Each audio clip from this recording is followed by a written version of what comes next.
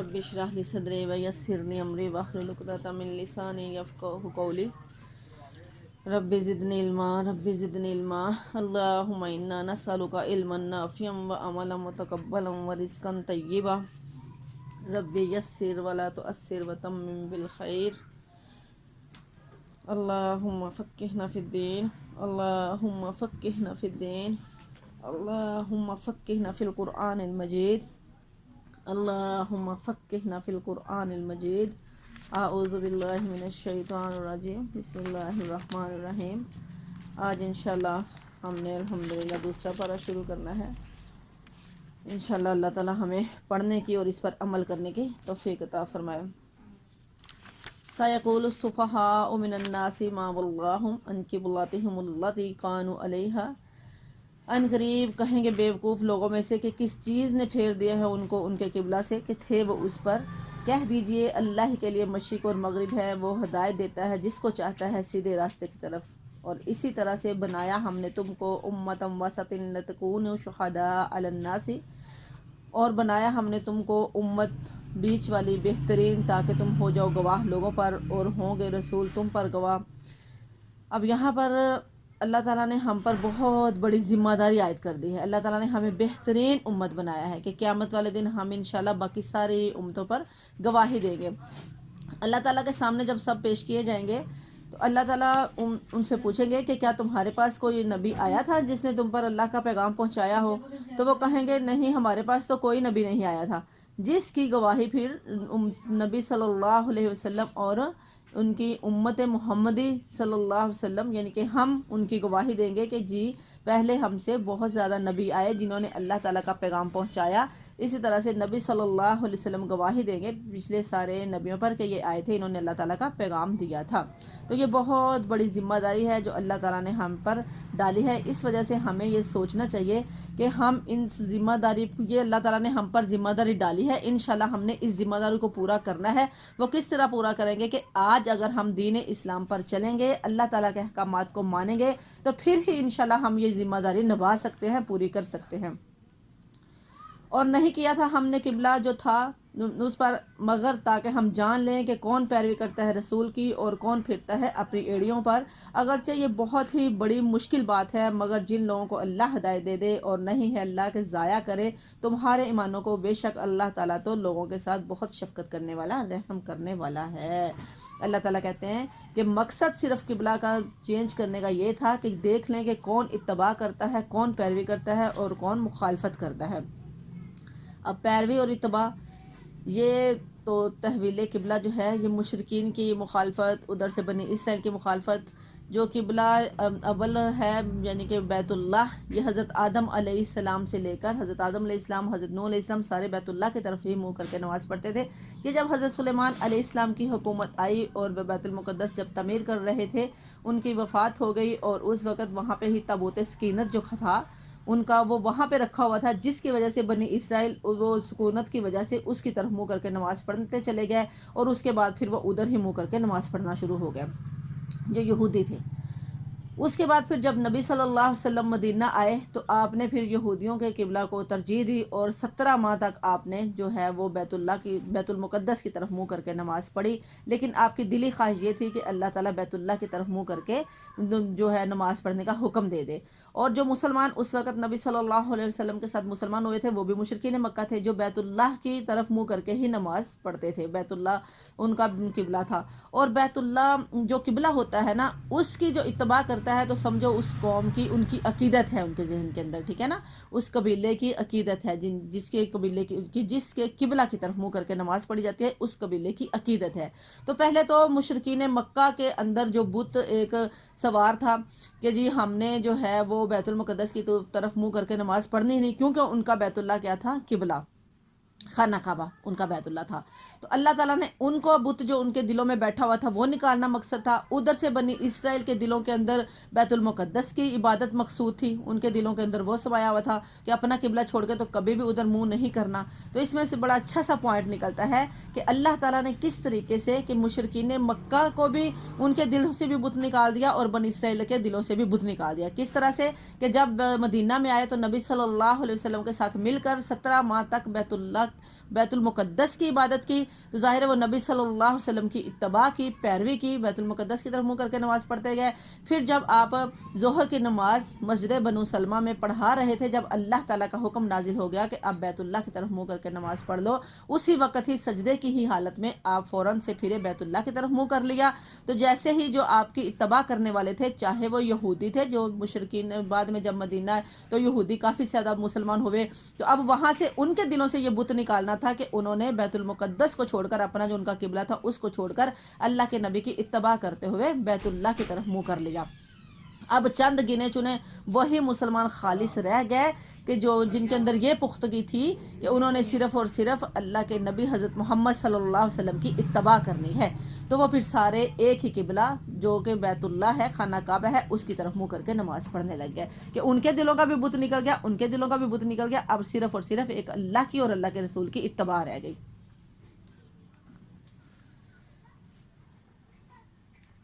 قد نرا تقلبہ، تحقیق ہم دیکھتے ہیں پھرنا آپ کے چہرے کا آسمان میں، پس البتہ پھیر دیں گے ہم تجھ کو تاکہ تو پسند کرے اس کو، پس پھیر لے اپنے چہرے کو مسجد حرام کی طرف، اور جہاں کہیں بھی ہو تم پس پھیر لو اپنے چہروں کو اسی کی طرف۔ بے شک جو لوگ دیے گئے کتاب، البتہ وہ جانتے تھے کہ بے شک یہ حق ہے ان کے رب کی طرف سے، اور نہیں ہے اللہ بے خبر اس چیز سے جو وہ عمل کرتے ہیں۔ اور اگر والا ان اتیت الذین، اور اگر لائے تو ان لوگوں کو جو دیے گئے تھے کتاب، بکل آیاتن، ہر ایک نشانی، تو نہیں وہ پیروی کریں گے آپ کی قبلہ کی، اور نہ ہی بعض ان کا بعض کے قبلہ کی پیروی کرے گا، البتہ اگر تو وہ آپ ان کی خواہشات کی پیروی کریں گے بعد اس کے کہ آپ کے پاس علم آ گیا ہے، بے شک آپ بھی البتہ ظالموں میں سے ہو جائیں گے۔ اللہ تعالیٰ نے فرمایا کہ آپ نے پریشان نہیں ہونا، جو آپ کی اتباع کرنے والے ہیں، جو صحیح معنوں میں اللہ کی فرما برداری کرنے والے ہیں، وہ کبھی بھی آپ کی مخالفت نہیں کریں گے، وہ آپ کے کہنے پر، اللہ کے حکم کے پر فوراً سے ہی جو ہے وہ بیت اللہ کی طرف انہوں نے منہ کر لیا، آپ کی فرما برداری کر لی فوراً سے ہی۔ اور وہ لوگ جو دیا ہم نے ان کو کتاب، وہ پہچانتے ہیں ایسے ہی جیسے وہ پہچانتے ہیں اپنے بیٹوں کو، اور بے شک ایک گروہ ان میں سے البتہ وہ چھپاتے ہیں حق کو، اور حالانکہ وہ جانتے ہیں۔ اب جو ان کی کتاب تھی تورات، اس کے اندر حضرت محمد صلی اللہ علیہ وآلہ وسلم کا ذکر، تذکرہ بالکل سیم اسی طرح سے تھا جس طرح سے کہ وہ ایک ایک چیز واضح تھی کہ اس طرح کے اللہ کے نبی حلیہ مبارک، ہر چیز کے اللہ کے نبی حضرت محمد صلی اللہ علیہ وسلم کا حلیہ کے جو آخری نبی ہیں وہ اس طرح کے ہوں گے، اس طرح کے ہوں گے، سارا کچھ اس کے اندر تھا۔ تو اس کے باوجود بھی انہوں نے انکار کیا، حالانکہ اللہ تعالیٰ کو تو سب علم ہے نا، اللہ تعالیٰ تو غیب کی بھی باتیں جانتے ہیں، دلوں کی بھی باتیں جانتے ہیں۔ اللہ کہتے ہیں کہ وہ اللہ کے نبی حضرت محمد صلی اللہ علیہ وسلم کو اس طرح سے پہچانتے تھے جیسے کہ وہ اپنے بیٹوں کو پہچانتے ہیں، لیکن انہوں نے ہٹ درمی کی اور ان آیتوں کو ہی چھپا ڈالا جو کہ تورات کے اندر نبی صلی اللہ علیہ وسلم کے بارے میں تھیں، اور آپ پر وہ ایمان نہیں لائے۔ انہوں نے حق کو ہی چھپا لیا جیسے وہ جانتے ہی نہیں، اور وہ حق ہے تیرے رب کی طرف سے، پس نہ تو ہو جانا شک کرنے والوں میں سے۔ اور ہر ایک کے لیے ایک سمت ہے اور وہ منہ کرتا ہے اس کی طرف، پس تم دوڑ لگاؤ، فاستبقوا الخیرات، اس کو انڈر لائن کرو، کتنا پیارا یہ ورڈ ہے، یہ ہمارے لیے ہے کہ نیکیوں کی طرف دوڑ لگاؤ، تمہیں کیا لگے قبلہ سے، ٹھیک ہے نا۔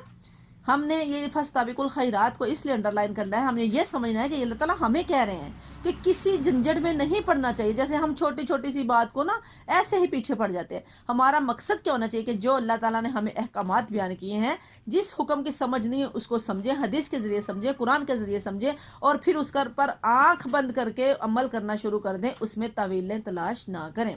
اب حق تو ان کا یہ تھا کہ اللہ کا حکم آ گیا ہے کہ بیت اللہ کی طرف منہ کریں، تو اس میں شک و شبہ والی بات ہی نہیں تھی، لیکن جو منافق تھے، جو اوپر اوپر سے اسلام لائے تھے، بہت زیادہ ہی پلٹ گئے۔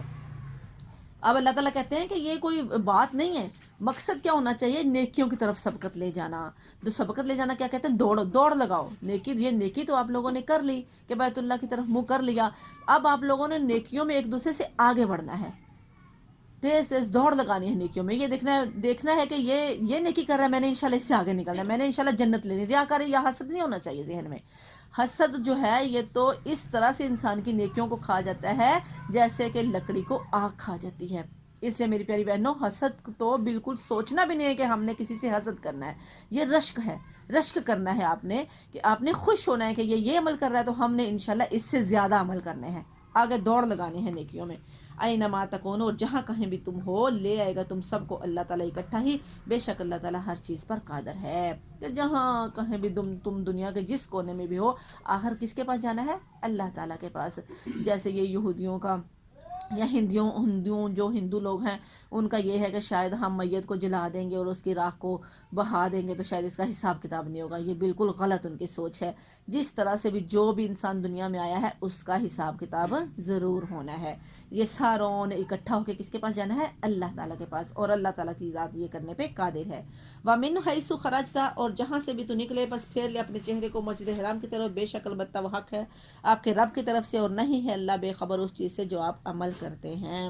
اللہ تعالیٰ کو سارا پتہ ہے. اللہ سے آپ کچھ نہیں چھپا سکتے. اللہ تعالیٰ آپ کے دلوں کے بید بھی جانتے ہیں. اللہ تعالیٰ آپ کا ظاہر بھی جانتے ہیں. اللہ باطن بھی جانتے ہیں. اللہ کو سب علم ہے. تو آپ نے صرف اللہ کی خالص رضا کی خاطر جہاں کہیں بھی دنیا پہ ہو تو بیت اللہ کی طرف منہ کر لو. اللہ تعالیٰ کو سب پتہ ہے. اور جہاں سے بھی آپ نکلو بس پھیر لو اپنے چہرے کو مسجد حرام کی طرف، اور جہاں کہیں بھی ہو بس پھیر لو اپنے چہروں کو اسی کی طرف، تاکہ نہ ہو لوگوں کے لیے آپ پر کوئی حجت مگر وہ لوگ جنہوں نے ظلم کیا ان میں سے. فلا تخشوہم، پس نہ تم ڈرو ان سے، وخشونی، اور ڈرو مجھ سے. کتنی پیاری بات ہے.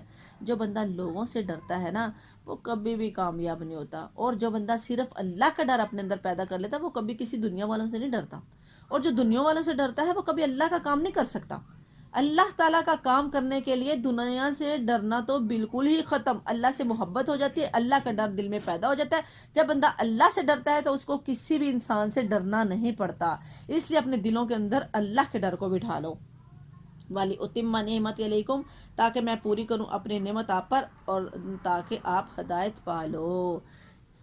اللہ تعالیٰ نے کون سی نعمت اپنی پوری کرنی ہے جب ہم اللہ سے ڈر جائیں گے؟ تو جنت. انشاءاللہ اللہ تعالیٰ نے ہم سے وعدہ کیا ہے کہ میرے سے ڈر جاؤ تو میں آپ لوگوں کو جنت دوں گا.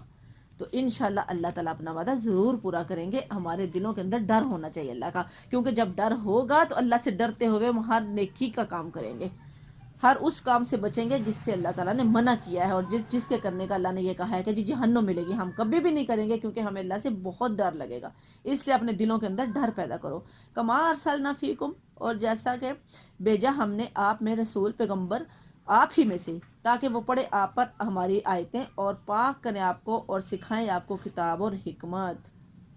سبحان اللہ. کس چیز سے پاک کریں؟ اللہ تعالیٰ کہتے ہیں کہ کوئی اور مخلوق تو ہے ہی نہیں جس کو سمجھنا ہے، آپ ہی میں سے، کہ انسانوں میں سے ہی ایک انسان کو رسول بنا کر بھیجا. رسول کس کو کہتے ہیں؟ ایلچی کو، پیغام پہنچانے والا، کہ جو اللہ تعالیٰ کا پیغام ہم تک پہنچائے. اور وہ ہماری ہی، کیوں اس عرب میں اللہ تعالیٰ نے اللہ کے رسول بھیجے اور عربی ہی کی زبان میں بھیجے تاکہ ان کو سمجھ لگ جائے، یہ نہ کہیں کہ پتہ نہیں کیا. اور انسان ہی کو بھیجا تاکہ ان کا اٹھنا بیٹھنا، سونا جاگنا، ہر کام، کھانا پینا سارا ہماری ہی طرح کا ہے. تو ہمیں وہ ایک ان کی سنت کے مطابق چلنے کا اور ایک طریقہ سکھانے کے لیے جو ہے وہ انسان کو بھیجا گیا تاکہ ہم بھی ان کے نقش قدم پر چلتے ہوئے جنت کو حاصل کر لیں. پاک کرے تم کو، یعنی کہ شرک اور کفر کی نجاست سے، برے اخلاق سے، بری عادات سے، وہ آپ کو پاک کر کے، برائیوں سے پاک کر کے، اور کتاب اور حکمت سکھا دیں. کتاب اور حدیث، حکمت سے مراد حدیث ہوتا ہے. وَيُعَلِّمُكُمْ، اور سکھلائیں آپ کو جو نہیں تھے آپ جانتے، یعنی کہ جس چیز کا پتہ ہی نہیں. اس سے پہلے تو بڑی جہالت تھی نا، بالکل جہالت تھی، کچھ بھی پتہ نہیں تھا. تو اللہ کے نبی حضرت محمد صلی اللہ علیہ وسلم آئے تاکہ ہمیں ہر چیز، اخلاقیات، ایمانیات، ہماری زندگی گزارنے کے طریقے، ڈنگ، سارا کچھ سکھا دیں جو ہمیں پتہ ہی نہیں. فَاذْكُرُونِي أَذْكُرْكُمْ وَاشْكُرُوا لِي وَلَا تَكْفُرُونَ. اس کو بھی انڈر لائن کرو، بڑی پیاری آیت ہے. کیا ہے کہ پس تم یاد کرو مجھ کو، میں یاد کروں گا تم کو. سبحان اللہ. اللہ تعالیٰ خود کہہ رہے ہیں کہ میرے بندے مجھے یاد تو کر کے دیکھ، میں بھی آپ کو یاد کروں گا. یہ بخاری شریف کی حدیث ہے کہ نبی صلی اللہ علیہ وسلم نے فرمایا کہ اللہ تعالیٰ فرماتے ہیں کہ جو بندہ مجھے اکیلے میں یاد کرتا ہے میں اسے اکیلے میں یاد کرتا ہوں، جو بندہ مجھے دل میں یاد رکھتا ہے میں اسے دل میں یاد رکھتا ہوں، جو بندہ مجھے مجمع میں یاد کرتا ہے میں اس سے بہترین مجلس میں اسے یاد رکھتا ہوں. فرشتوں کی مجلس بڑی بہترین مجلس ہے. اور جو بندہ میری طرف ایک بالشت آتا ہے میں اس کی طرف ایک ہاتھ آتا ہوں، جو میرا بندہ میری طرف چل کے آتا ہے میں اس کی طرف دوڑ کے آتا ہوں. سبحان اللہ. اللہ تعالیٰ خود فرما رہے ہیں کہ جو میرا بندہ میری طرف آ کے تو دیکھے، اگر وہ تھوڑا سا میری طرف آئے گا تو مجھے تو اتنی یہ بات پسند آئے گی، میں تو اتنا خوش ہوں گا کہ میں اس کی طرف دوڑ لگا دوں گا، دوڑ کے آؤں گا اس کی طرف. وَاشْكُرُوا لِي، اور شکر ادا کرو میرے لیے. وَلَا تَكْفُرُونَ، اور نہ تم ناشکری کرو. اب شکر دیکھو یہاں پہ شکر کا کتنا اچھا، تین چیزیں اس کے اندر آگے نا، کہ ذکر کرو، شکر کرو اور صبر کرو. نہ شکری سے بچا تب ہی جا سکتا ہے جب صبر کریں گے. تو تین چیزیں بڑی اہم ہیں اس کے اندر کہ ذکر کرو، صبر کرو اور شکر کرو. تو جب یہ تین چیزیں انسان کر لیتا ہے تو وہ ضرور ضرور اللہ تعالیٰ کے احکامات پر پابندی سے باعمل ہو جاتا ہے، احکامات پر چلتا ہے. احکامات پر اللہ تعالیٰ کی فرما برداری کرنے پر بھی اللہ تعالیٰ کی پر صبر کرنا بہت ہی ضروری ہے. جب اللہ تعالیٰ کی فرما برداری کرنے کا اگر ہم ٹھان لیں گے تو اس کے لیے صبر بہت ضروری ہے. اللہ تعالیٰ کی نافرمانی پر بھی صبر کرنا بہت ضروری ہے کہ اللہ تعالیٰ کی نافرمانی سے بچنے کے لیے صبر کرنا بہت اہم ترین ہے. یا ایھا الذین آمنوا، اے لوگوں جو ایمان لائے ہو، تم مدد مانگو اللہ سے صبر کے ساتھ اور نماز کے ساتھ. بے شک اللہ تعالیٰ صبر کرنے والوں کے ساتھ ہے. جب بھی کبھی کوئی مصیبت آ جائے نا، تم پر کوئی پریشانی آ جائے تو فوراً سے اللہ سے صبر مانگو، فوراً سے کہو انا للہ و انا الیہ راجعون. اگر کوئی پریشانی آ جاتی ہے، کوئی تمہارے ساتھ لڑتا ہے تو اس وقت صبر کا ہاتھ بالکل بھی دامن ہاتھ سے نہ چھوڑو. اور ہمارا کیا ہوتا ہے کہ اچھی طرح سے اپنی کسر نکال کے ذرا سا کو کہہ کے جائے کہاں، لڑ لڑ کے آگے سے کوئی 100 زبان چلا کے بات کر کے جب بے بس ہو جاتے ہیں، پیچھے نہیں جب تھک جاتے ہیں، پھر کہتے ہیں ہمارا تو صبر ہی ہے. اس کو صبر نہیں کہا جاتا میری پیاری بہنوں. صبر ہوتا ہے پہلے وقت میں صبر کرنا. پہلا وقت کیا؟ فوراً جیسے ہی کوئی پریشانی آئی ہے، جیسے ہی کوئی مصیبت آئی ہے، اگر آپ کے ساتھ کوئی ناحق کر رہا ہے تو یہ اس کا معاملہ ہے. اللہ تعالیٰ ہمیں عمل کی توفیق دے، اللہ تعالیٰ مجھے بھی عمل کی توفیق دے، اللہ تعالیٰ آپ کو بھی عمل کی توفیق دے، اللہ تعالیٰ ہمیں باعمل بنائے. یہ معاشی زندگی کے سارے مسائل ہیں کہ ہم نے اپنی معاشی زندگی، اجتماعی زندگی کس طرح سے گزارنی ہے. کیونکہ جب ہم اکٹھے رہتے ہیں، ایک خاندان ہے، ایک گھر ہے، ایک قبیلہ ہے، ایک گلی محلہ ہے، ایک علاقہ ہے، تو اس میں ہمیں ان چیزوں کی بہت ضرورت پڑتی ہے. پہلے وقت میں صبر کرنا، والصلاۃ، اور نماز. جب کوئی مصیبت پہنچے، کوئی پریشانی آئے تو بے شک نماز کا ٹائم نہیں ہے، فرضی نماز کا ٹائم نہیں، نوافل فوراً سے ہی جو ہے وہ اللہ تعالیٰ کی طرف جھکو، نماز کی طرف جھکو. تو نماز سے جو ہے وہ صبر ملتا ہے، مدد ملتی ہے مصیبت کی سے جان چھوٹتی. ان اللہ مع الصابرین، بے شک اللہ تعالیٰ صبر کرنے والوں کے ساتھ ہے. ولا تقولوا، اور نہ تم کہو اس شخص کے لیے جو مارا جاتا ہے اللہ کے راستے میں، اموات مردہ، بل احیاء، بلکہ وہ زندہ ہیں، ولکن لا تشعرون، لیکن نہیں تم شعور رکھتے. اب یہاں پہ مجاہد کے بارے میں آیا ہے، اللہ کے راستے میں شہید ہونے والے کے بارے میں آیا ہے، کیونکہ یہ جو موت کا لفظ ہے نا، یہ ڈرا دیتا ہے. موت کا ورڈ ہی ایسا ہے کہ جو ڈرا دیتا ہے. اس وجہ سے کہا گیا ہے کہ کہیں ہمارے دلوں کے اندر جہاد کمزور نہ ہو جائے، جو جذبہ جہاد ہے نا ہمارا، وہ کمزور نہ پڑ جائے. اس وجہ سے کہا گیا ہے کہ مردہ ورڈ جو موت ہے وہ یوز نہ کرو. لیکن تم نہیں جانتے کہ وہ کس طرح سے زندہ ہے، یہ تو اللہ ہی کو پتہ ہے. کیونکہ جس طرح سے حدیثوں سے پتہ چلتا ہے کہ شہید کا جو خون ہے، جب شہید ہوتا ہے، جو صحیح معنوں میں اللہ کی رضا کی خاطر اللہ کے راستے میں لڑائی کرنے کے لیے گیا اور وہاں پہ وہ کافروں کے ہاتھوں شہید ہو گیا، تو اس کا خون کا قطرہ زمین پہ گرنے سے پہلے ہی اللہ تعالیٰ اس کو جنت میں بھیج دیتے ہیں، بغیر حساب کے وہ جنت میں چلا جاتا ہے. اور یہ اللہ کا اور اس کا معاملہ ہے، ٹھیک ہے نا. تو اس طرح سے اس کو مردہ نہیں کہنا. مردہ کیوں نہیں کہنا ہے؟ کہ جذبہ جہاد کمزور پڑ جائے گا. یہ مردہ موت جو ہے، یہ لفظ ہی ایسا ہے کہ جس سے انسان کو ڈر لگتا ہے، ڈرتا ہے بندہ. تو جب ڈرے گا بندہ تو وہ جہاد کے لیے نہیں نکلے گا. وَلَنَبْلُوَنَّكُمْ، البتہ آزمائیں گے ہم آپ کو کسی ایک چیز سے، من الخوف، خوف سے، بھوک سے، اور مالوں کی کمی دے کر، اور نفسوں کی جانوں کی کمی دے کر، اور پھلوں کی کمی دے کر، اور خوشخبری دو صبر کرنے والوں کو. سبحان اللہ. اللہ تعالیٰ کہہ رہے ہیں کہ اے مومن تو انہیں پریشان نہیں ہونا. یہ مومن جو ہیں ان کو جنت ایسے نہیں مل جانی، تھوڑی سی مشکلات کا سامنا تو کرنا پڑتا ہے.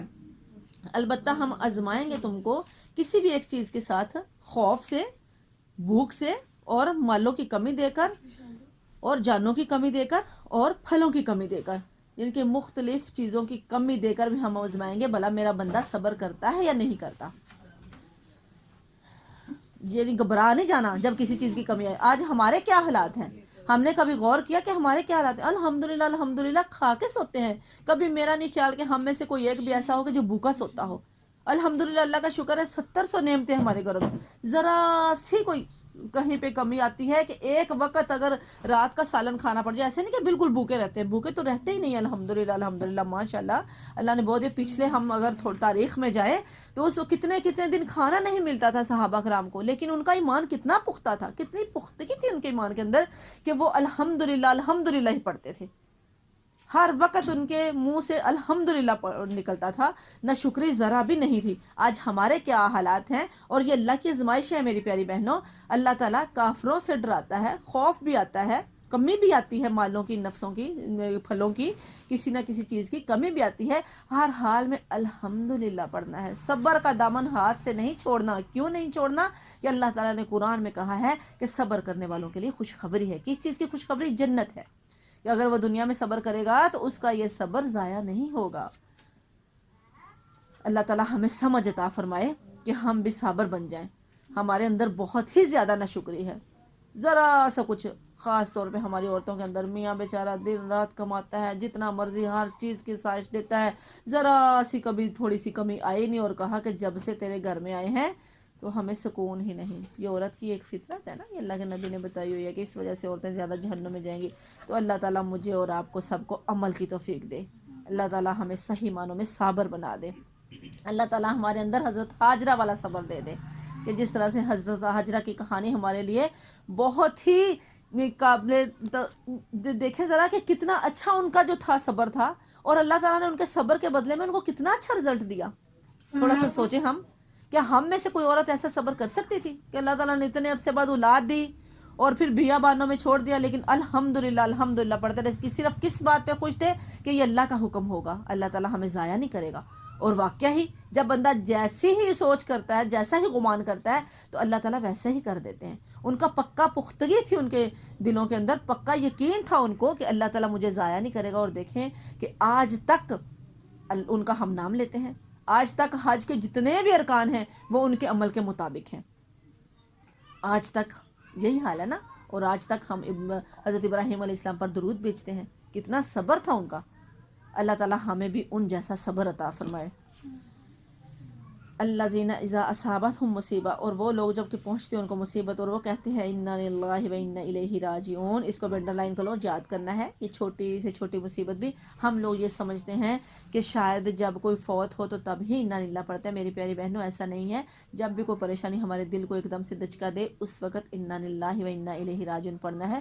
قرآن میں ہے کہ جب بھی کوئی مصیبت پہنچے، جیسے ایک دم سے ہم اگر کوئی بہت ضروری کام کر رہے ہیں، لائٹ چلی جاتے ہیں، اندھیرا چھا جاتا ہے، تو کتنے پریشان ہو جاتے ہیں، تو پھر ایک دم سے پتہ نہیں گالی گلوچ کرنے لگ جاتے ہیں واپڈا والوں کو، اور ایک دم سے ایسے برے الفاظ بولنے لگ جاتے ہیں۔ اس کی بجائے اگر ہم کہیں گے انا للہ و انا الیہ راجعون، تو اللہ خوش ہوگا۔ جیسے لائٹ آئے فوراً پڑھو الحمدللہ۔ یہ چھوٹی چھوٹی سی باتیں ہیں جو کہ ہماری زندگی میں عام روٹین میں ہوتی ہی رہتی ہیں۔ اسی طرح سے کوئی چیز آپ کی گم ہو گئی، ایک دم سے بڑی پریشانی ہوتی ہے، کوئی اہم چیز ہوتی ہے، ضروری چیز ہوتی ہے، یاد نہیں ہوتا ہم کہاں رکھ بیٹھے ہیں، وہ گم ہو گئی، نہیں مل رہی، فوراً سے انا للہ پڑھو، اور یہ ایک آزمائی ہوئی بات ہے کہ الحمدللہ فوراً سے مل جاتی ہے۔ جب بندہ اللہ تعالیٰ کے فرامین پر عمل کرتا ہے تو اللہ تعالیٰ ضرور اس کو قبول فرماتے ہیں۔ ہاں جی، جب بھی کسی طرح کو مصیبت پہنچے تو کیا کرنا ہے؟ انا للہ و انا الیہ راجعون پڑھنا ہے انشاءاللہ۔ اولئک علیہم صلوات، یہی تو وہ لوگ ہیں۔ اللہ تعالیٰ نے کہا کہ یہ جو 2-3 آیات ہیں، ان پر عمل کرنے والے صابر جو بندے ہیں، صبر کرنے والے، یہی تو وہ ہے کہ جن پر اللہ کے رب کا درود اور رحمتیں ہیں۔ سبحان اللہ، جس پر اللہ کی رحمتیں آ جائیں، اسے کچھ اور چیز کی ضرورت رہ جاتی ہے پیچھے؟ کسی چیز کی بھی ضرورت ہے، یہی تو ہمیں چاہیے۔ یہ دنیا کی زندگی کب تک ہے؟ 4 دن کی، 4 دن کی کیا اتنا بھی نہیں پتا کہ ہمارا نیچے والا سانس بھی اوپر آنا کہ نہیں آنا۔ میری بہنوں، یہاں سے اٹھنا تو بڑی دور کی بات ہے۔ اللہ تعالیٰ ہمیں عمل کی توفیق دے، اللہ تعالیٰ ہمیں با عمل بنائے، ہم یہاں پہ جو پڑھ رہے ہیں ہم یہاں سے کچھ لے کے جائیں، اللہ تعالیٰ ہمیں توفیق دے۔ اس نیت سے انشاءاللہ ہم یہاں پہ جب بھی بیٹھا کرو تو اس نیت سے بیٹھا کرو کہ اللہ کی رضا ہمیں حاصل ہو جائے، اور جو ہم پڑھتے ہیں اللہ تعالیٰ ہمیں اس پر عمل کی توفیق دے دیں۔ وَأُولَٰئِکَ هُمُ الْمُهْتَدُونَ، اور یہی تو وہ لوگ ہیں جو ہدایت پانے والے ہیں۔ سبحان اللہ، یہ پیچھے جو 2-3 آیتیں ہیں نا، ہے تو یہ بڑا مشکل کام ہے نا، بہت مشکل کام ہے، لیکن ہم نے انشاءاللہ اس کو کرنا ہے۔ 2-3 دفعہ 4 دفعہ مشکل ہوگی، جب ہم ٹھان لیں گے، تہیہ کر لیں گے کہ انشاءاللہ ہم نے صبر ہی کرنا ہے، ٹھیک ہے۔ وہ جیسے کسی مجھے بات یاد آ گئی کہ کوئی عورت نا کسی پیر کے پاس گئی کہ ہمارا جو ہے وہ ساس بہو کا بہت جھگڑا ہوتا ہے، تو اس کا کچھ کہیں، کچھ بتائیں۔ تو وہ بھی کوئی اللہ والا تھا، تو اس نے جو ہے نا وہ ایک کاغذ کا ٹکڑا دیا اور اس نے کہا کہ جب لڑائی ہو نا آپ کی سانس لڑے تو آپ نے اس کو داڑھ کے نیچے رکھ لینا ہے اور اتنا ہی زیادہ اس کو دبانا ہے. جتنا زیادہ آپ اس کو دباؤ گی نا اتنا ہی آپ کی سانس پہ اثر ہوتا چلا جائے گا. جتنا یہ گیلا ہوتا جائے گا دبانے سے تو اتنا ہی آپ کی سانس پہ اثر ہوگا کہ وہ چپ ہو جائے گی, لڑائی ختم ہو جائے گی. تو اس نے آ کے ویسے کیا تو بڑی خوش جا کہہ رہی ہاں واقعی میری سانس چپ ہوگی. جب ایک بندہ بولی جائے گا آپ نہیں بولو گے تو اسے چپ ہی کرنا ہے نا, ایسا ہی ہے نا. دیکھیں نا کوئی بھی بندہ ہے چاہے وہ میں ہوں آپ ہیں یا آپس میں کوئی بھی بہن, اگر وہ ایک بات کرتا ہے آپ اگر آگے سے 10 کریں گے تو وہ تو لڑائی بڑھے گی نا. اگر وہ بندہ بول رہا ہے آپ چپ ہو جائیں گے تو آخر کہاں تک وہ بولے گا, کب تک بولے گا. وہ کہے گا کہ میں بولی جا رہا ہوں یہ تو بول ہی نہیں رہا, وہ بھی چپ ہو جائے گا. جس کو تویز نہ ملے نا وہ کاغذ کو گندا ٹکڑا رکھ کے دماغ وہ کاغذ ہی تھا. اولئک علیہم صلوات من ربہم ورحمہ, اور یہی وہ لوگ ہیں کہ ان پر رحمت ہے ان کے رب کی طرف سے اور درود ہے, اور یہی وہ لوگ ہیں جو ہدایت پانے والے ہیں. اللہ تعالی ہمیں ان لوگوں میں شامل کر لے. ان الصفا والمروہ, بے شک صفا اور مروہ اللہ کی نشانیوں میں سے نشانی ہے. پس جو کوئی حج کرے گا بیت اللہ کا یا عمرہ کرے گا پس نہیں گناہ اس پر یہ کہ وہ طواف کرے ان دونوں کا, اور جو کوئی خوشی سے کرے گا نیکی پس بے شک اللہ تعالیٰ تو قدردان ہیں اور جاننے والے ہیں. اور بے شک جو لوگ چھپاتے ہیں جو اتارا ہے ہم نے دلیلوں سے آیت اور ہدایت ہے اس کے بعد جو کہ بیان کیا ہم نے لوگوں کے لیے اس کتاب میں, اولئک یہی وہ لوگ ہیں کہ لعنت کی ہے ان کو اللہ نے اور لعنت کی ان کو لعنت کرنے والوں نے.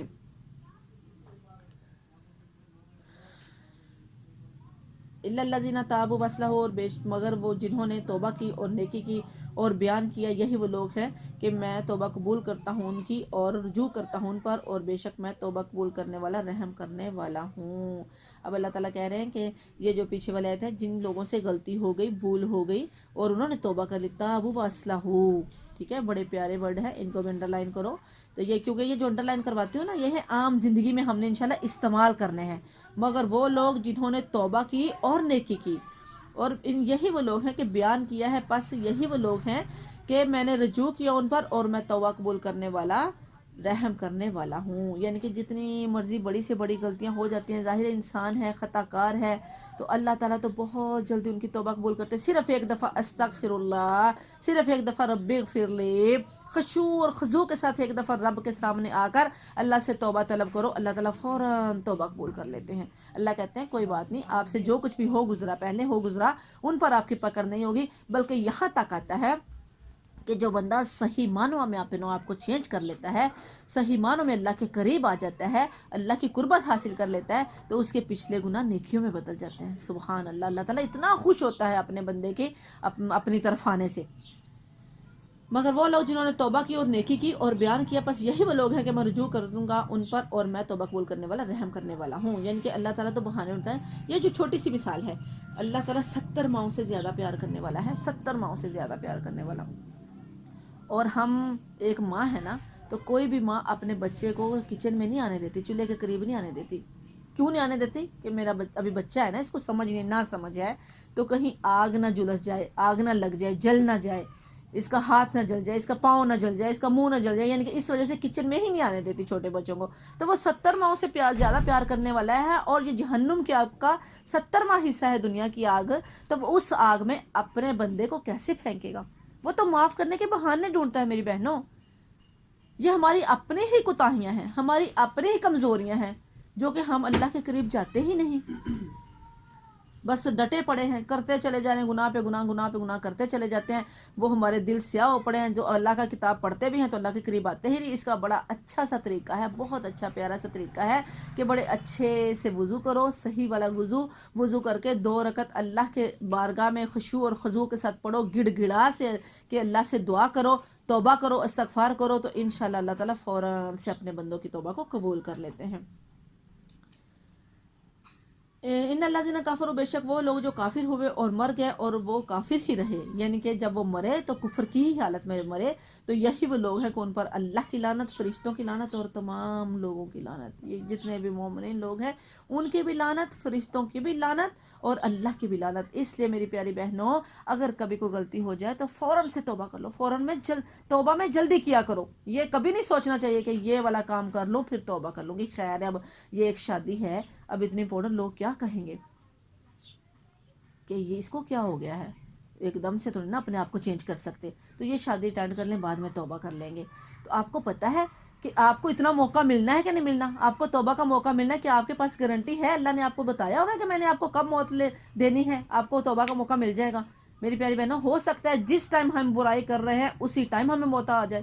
تو یہی ہے کہ جو کفر ہی کی حالت میں اللہ کی نافرمانی کرتے ہوئے ہی مر گیا, تو وہ اس پر اللہ کی بھی لعنت, فرشتوں کی بھی لعنت اور تمام لوگوں کی بھی لعنت. اس وجہ سے اسی ٹائم ہی بندے کو اپنا آپ چینج کرنا چاہیے. جیسے پیچھے آیا نا تحویل قبلہ, ہم نے یہ دیکھنا ہے کہ ہمارے دلوں کا قبلہ بدلا ہے, ہم نے اپنے دلوں کا قبلہ بدلنا ہے. اگر تو ہمارے دلوں کا قبلہ بدلا ہے تو پھر تو ایک دفعہ تو سارے کہیں گے آپ کو کیا ہو گیا, آپ تو اچھی بنی تھی, اتنی خوبصورت تو لگتی تھی, اب آپ کو کیا ہو گیا ہے, آپ کے اندر اتنی چینجنگ کیوں آئی ہے. اس وقت کیا کہنا ہے, اگر ہمارے دلوں کی کیفیت واقعی ہی بدل رہی ہے تو میری پیاری بہنوں, مجھے اور آپ کو یہ مبارکباد ہے اللہ تعالیٰ کی طرف سے. یہ تو بہت مبارک لمحہ ہے, بہت مبارک یہ چیز ہے کہ اللہ تعالیٰ ہمیں بدل دے, ہمارے دلوں کی کیفیت بدل جائے. اللہ خوش ہو جائے گا. لوگوں کی خوشی کی خاطر آپ جو بھی کر لو وہ خوش نہیں ہوں گے, یہ ایک حقیقت ہے. اگر آپ لوگوں کو خوش کرنے کی خاطر ان کے سارے فنکشن اٹینڈ کرتے ہیں, ان کے مطابق آپ اپنے آپ کو ڈال لیتے ہیں, ایک وقت آئے گا کہ وہ پھر بھی آپ کے ساتھ ناراض ہی رہیں گے. دنیا خوش نہیں ہوتی. تو اس کے بجائے اگر ہم اللہ کو راضی کر لیں تو وہ زیادہ بہتر نہیں, کیونکہ یہ اللہ کا وعدہ ہے. اللہ تعالیٰ کہتے ہیں کہ جو بندہ میرے سے راضی ہو جائے گا تو میں اس سے راضی ہو جاؤں گا. پھر میں فرشتوں سے کہوں گا کہ فلاں بندے سے میں راضی ہو گیا, فرشتوں تم راضی ہو جاؤ. اور پھر میں کہوں گا کہ اے دنیا والو, ایک فرشتے کو اللہ تعالیٰ آسمان دنیا پر بھیجیں گے اور جا کر کہیں گے جاؤ جا کر منادی کرا دو, فلاں بندے سے میں راضی ہو گیا, دنیا والو تم سب سے راضی ہو جاؤ. سبحان اللہ, اس سے بڑھ کر ہمیں اور کیا چاہیے میری بہنوں. اور جس بندے سے اللہ راضی ہو جاتا ہے, ایٹومیٹکلی ساری دنیا کے دلوں میں اللہ تعالیٰ محبت ڈال دیتے ہیں کہ اس بندے سے میں راضی ہوں, تم بھی راضی ہو جاؤ. پھر اگر کوئی بظاہر کوئی تھوڑا بہت آپ سے ناراضگی رکھتا ہے, لیکن دل سے وہ ضرور پشیمان ہوتا ہے کہ یہ بندہ صحیح ہی تو کہہ رہا ہے, یہ اللہ کے احکامات ہی تو بتا رہا ہے, یہ ہمیں صحیح لائن پہ تو لگا رہا ہے, اسے ضرور احساس ہوتا ہے کہ میں غلط کر رہا ہوں اس بندے کے ساتھ. اور اللہ تعالیٰ کی 2 انگلیوں کے درمیان ہے پوری کائنات کے دل, اللہ جدھر کو چاہے پھیر دے.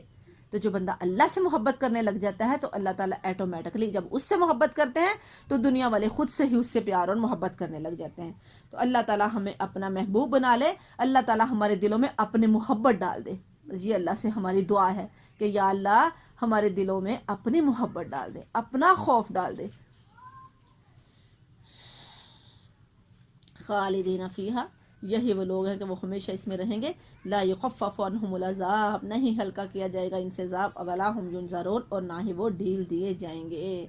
وَإِلَٰهُكُمْ إِلَٰهٌ وَاحِدٌ, تمہارا معبود ایک ہی معبود ہے. لا الہ الا هو الرحمن الرحیم, نہیں ہے کوئی بھی اس کے علاوہ, وہ رحمان ہے, مہربان ہے اور رحم کرنے والا ہے. وہ بخشنے والا بھی وہی ہے, رحم کرنے والا بھی وہی ہے, اور ایک ہی معبود ہے. اس کے علاوہ نہ تم پر کوئی رحم کر سکتا ہے, نہ کوئی تمہاری سن سکتا ہے, نہ ہی کوئی تمہیں کچھ دے سکتا ہے. صرف اور صرف واحد اللہ کی ذات ہے. توحید سب سے اہم ترین ہے. بار بار قرآن میں اللہ تعالیٰ کہیں گے صرف میں. شراکت اللہ کو نہیں پسند میری بہنوں. ہمیں پسند ہے شراکت؟ نہیں پسند نا. کیا دیتا ہے خامد ہمیں, کیا دیتا ہے؟ کپڑے, کھانا, باہر سے کما کے لانا. تو ہمیں یہ نہیں پسند کہ وہ کسی اور عورت کے ساتھ شادی کرے. حالانکہ اسلام میں 4 شادیاں جائز ہیں, لیکن عورت برداشت نہیں کرتی. کرتی کوئی عورت برداشت؟ شراکت برداشت نہیں کرتی. تو وہ اللہ جس نے ہمیں آنکھیں دیں جو کہ کوئی انسان دے ہی نہیں سکتا, جس نے ہمیں ہاتھ دیے, جس نے ہمیں اتنی پیاری شکل دی, جس نے ہم الحمدللہ ہمارا سارا کچھ صحیح سلامت دیا, وہ چاہے تو ہمارا سانس چھین لے, ابھی بند کر دے, وہ چاہے ہماری بینائی چھین لے, تو پوری دنیا کے ڈاکٹر اکٹھے ہو کے ہمیں بینائی دے سکتے ہیں؟ نہیں میری بہنوں, نہیں. اگر وہ ہم سے ہمارے ہاتھ چھین لے, پوری دنیا کے ڈاکٹر اکٹھے ہو کے ویسا ہاتھ دے سکتے ہیں؟ نہیں دے سکتے. یہ اللہ ہی کی دی ہوئی نعمتیں ہیں, اور دی اللہ نے یہ ساری نعمتیں, اور ہم اس کے ساتھ وہ کیسے شراکت برداشت کرے گا؟ وہ اللہ کہتا ہے کہ جب میں نے تمہیں سارا کچھ دیا, ہر چیز دی, تو جب بندگی کا وقت آیا کہ تم میری عبادت کرو, اس وقت تم مجھے چھوڑ کر کسی اور کے در پہ جاؤ, تو وہ کیسے برداشت کرے گا؟ نہیں برداشت کرے گا. شراکت کسی کو بھی پسند نہیں ہوتی. تو وہ تو اللہ ہے جس نے ہمیں ہر چیز دی, کھانے کو دیتا ہے. ہم دیکھو اللہ کی نافرمانیاں کرتے چلے جاتے ہیں, اور اگر ہم جیسا کوئی ہوتا ذرا سا ہم کسی کو 2 ٹائم کا کھانا دے دیں، تیسرے ٹائم وہ ہم سے بدتمیزی کرے تو ہم کہتے ہیں کہ نہیں یہ تو نافرمان ہے، ہم اس کو کیوں دیں. ہمارے یہ حالات ہیں میری بہنوں. وہ اللہ ہم نافرمانی کرتے چلے جا رہے ہیں، نماز سجدہ تک ہم نہیں کرتے، نماز ہم نہیں پڑھتے، جن کاموں سے اللہ نے منع کیا ہم ہر وہ کام کرتے ہیں. ساری رات ہم جو ہے وہ موویاں وغیرہ دیکھتے ہیں، موبائل ٹی وی جس چیز پہ بھی بیٹھے رہتے ہیں. جب اللہ کی طرف پکارنے کا، جب اللہ آسمانی دنیا پر آتا ہے، وہ پکار پکار کر کہہ رہا ہوتا ہے اے میرے بندے آ میری طرف اور مجھ سے مانگ، میں تجھے عطا کروں، تجھے کیا چاہیے مانگ مجھ سے میں تجھے دوں. اس وقت ہم سو جاتے ہیں. وہ تو خود پکار پکار کے کہتا ہے. ہمارے یہ حالات ہیں نا. تو وہ اللہ جو اتنا کچھ ہمارے لیے کرتا ہے پھر بھی ہمیں کھانے کو دیتا ہے. کبھی ہم بھوکے مرے؟ دے رہا ہے نا، وہ اللہ ہی دے رہا ہے نا.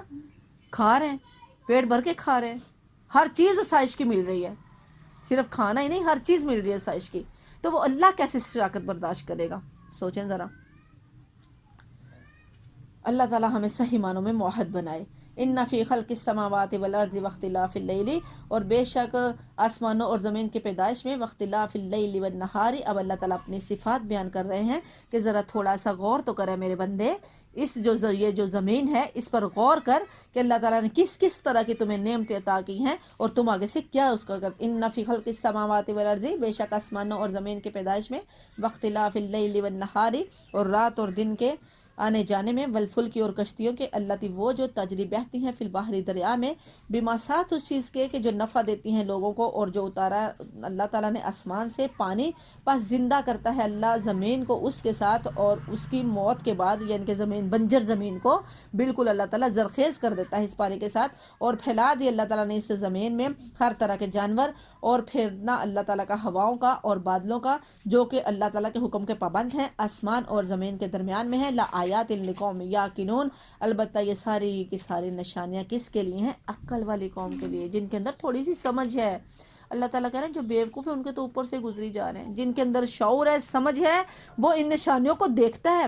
وہ دیکھتا ہے کہ بادل بے سہارے کے کیسے ہیں، آسمان سے بھی دور، زمین سے بھی دور، درمیان میں ہے بادل، اور زمین کس طرح سے، آسمان کس طرح سے، اور کشتیاں چل رہی ہیں کس کے سہارے چل رہی ہیں پانی کے اندر. 1 منٹ کے اندر ہی پانی کے اندر جو کشتی چل رہی ہے، اگر 1 منٹ کے اندر ہوا کا جھونکا آئے اور وہ ڈوب جائے تو یہ ساری کس کے سہارے چل رہی؟ ان کو چلانے والا کون ہے؟ اللہ تعالیٰ. اور پھر دیکھو ذرا کہ زمین بالکل بنجر ہوتی ہے، کچھ نہیں ہے، اور اللہ تعالیٰ جب بارش برساتے ہیں زمین زرخیز ہو جاتی ہے، اس پہ پھل پھول گرین گرین سبزہ آ جاتا ہے. اور یہ جتنے بھی جانور جو پھیلائے ہیں اللہ تعالیٰ نے زمین پر، کس کے لیے یہ سارا کچھ اللہ نے کیا ہے؟ انسان کے لیے. اور اللہ تعالیٰ کو انسان سے کیا چاہیے؟ صرف تقوی، خشوع اور خضوع، کہ میرا بندہ میری طرف آئے. ٹھیک ہے نا. اللہ تعالیٰ صرف اپنی عبادت ہی کروانا مقصد نہیں ہے، مقصد اللہ تعالیٰ کی اتباع اور فرما برداری، کہ میں نے اتنا کچھ اس بندے کو دیا ہے، آیا کہ اب یہ میرے ساتھ کیا کرتا ہے. ہم بچوں کو کیا دیتے ہیں؟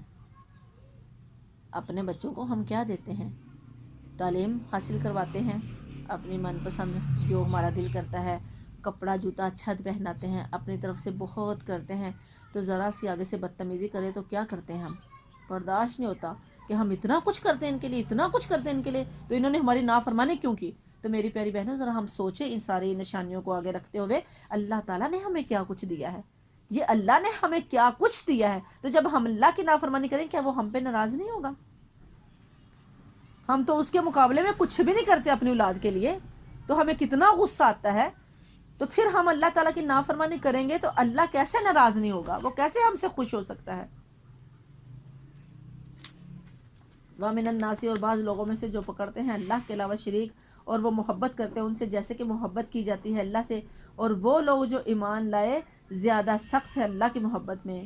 والذین آمنوا اشد حبا للہ، اس کو بھی انڈر لائن کرو، اس پر انشاءاللہ عمل کرنا ہے کہ اللہ تعالیٰ ہمیں محبت میں ایسا بنائے جیسا اللہ کو پسند ہے.